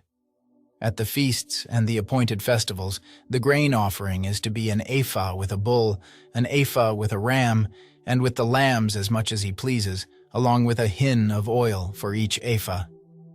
When the prince provides a freewill offering to the Lord, whether a burnt offering or fellowship offerings, the gate facing east is to be opened for him. He shall offer his burnt offering or his fellowship offerings as he does on the Sabbath day. Then he shall go out, and after he has gone out, the gate will be shut. Every day you are to provide a year-old lamb without defect for a burnt offering to the Lord. Morning by morning you shall provide it. You are also to provide with it morning by morning a grain offering, consisting of 1/6 of an ephah with 1/3 of a hin of oil to moisten the flour. The presenting of this grain offering to the Lord is a lasting ordinance. So the lamb and the grain offering and the oil shall be provided morning by morning for a regular burnt offering. This is what the sovereign Lord says. If the prince makes a gift from his inheritance to one of his sons, it will also belong to his descendants. It is to be their property by inheritance. If, however, he makes a gift from his inheritance to one of his servants, the servant may keep it until the year of freedom. Then it will revert to the prince. His inheritance belongs to his sons only. It is theirs. The prince must not take any of the inheritance of the people, driving them off their property. He is to give his sons their inheritance out of his own property, so that not one of my people will be separated from their property. Then the man brought me through the entrance at the side of the gate to the sacred rooms facing north, which belonged to the priests, and showed me a place at the western end. He said to me, "This is the place where the priests are to cook the guilt offering and the sin offering, and bake the grain offering, to avoid bringing them into the outer court and consecrating the people." He then brought me to the outer court and led me around to its 4 corners, and I saw in each corner another court. In the 4 corners of the outer court were enclosed courts, 40 cubits long and 30 cubits wide. Each of the courts in the 4 corners was the same size. Around the inside of each of the 4 courts was a ledge of stone, with places for fire built all around under the ledge.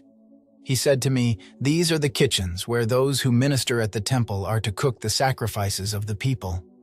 The river from the temple, the man brought me back to the entrance to the temple, and I saw water coming out from under the threshold of the temple toward the east, for the temple faced east. The water was coming down from under the south side of the temple, south of the altar. He then brought me out through the north gate and led me around the outside to the outer gate facing east, and the water was trickling from the south side. As the man went eastward with a measuring line in his hand, he measured off 1,000 cubits and then led me through water that was ankle deep. He measured off another 1,000 cubits and led me through water that was knee deep. He measured off another 1,000 and led me through water that was up to the waist. He measured off another 1,000, but now it was a river that I could not cross, because the water had risen and was deep enough to swim in, a river that no one could cross. He asked me, "Son of man, do you see this?" Then he led me back to the bank of the river. When I arrived there, I saw a great number of trees on each side of the river. He said to me, "This water flows toward the eastern region and goes down into the Arabah, where it enters the Dead Sea. When it empties into the sea, the salty water there becomes fresh. Swarms of living creatures will live wherever the river flows.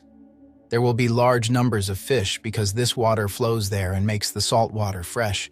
So where the river flows, everything will live. Fishermen will stand along the shore. From En-Gedi to En-Eglaim, there will be places for spreading nets. The fish will be of many kinds, like the fish of the Mediterranean Sea. But the swamps and marshes will not become fresh, they will be left for salt. Fruit trees of all kinds will grow on both banks of the river. Their leaves will not wither, nor will their fruit fail. Every month they will bear fruit, because the water from the sanctuary flows to them. Their fruit will serve for food and their leaves for healing." The boundaries of the land. This is what the Sovereign Lord says. "These are the boundaries of the land that you will divide among the 12 tribes of Israel as their inheritance, with 2 portions for Joseph. You are to divide it equally among them. Because I swore with uplifted hand to give it to your ancestors, this land will become your inheritance. This is to be the boundary of the land. On the north side it will run from the Mediterranean Sea by the Hethlon road, past Lebo Hamath to Zedad, Berotha, and Sibrim, which lies on the border between Damascus and Hamath, as far as Hazer Hattikon, which is on the border of Haran. The boundary will extend from the sea to Hazar Enan, along the northern border of Damascus, with the border of Hamath to the north. This will be the northern boundary.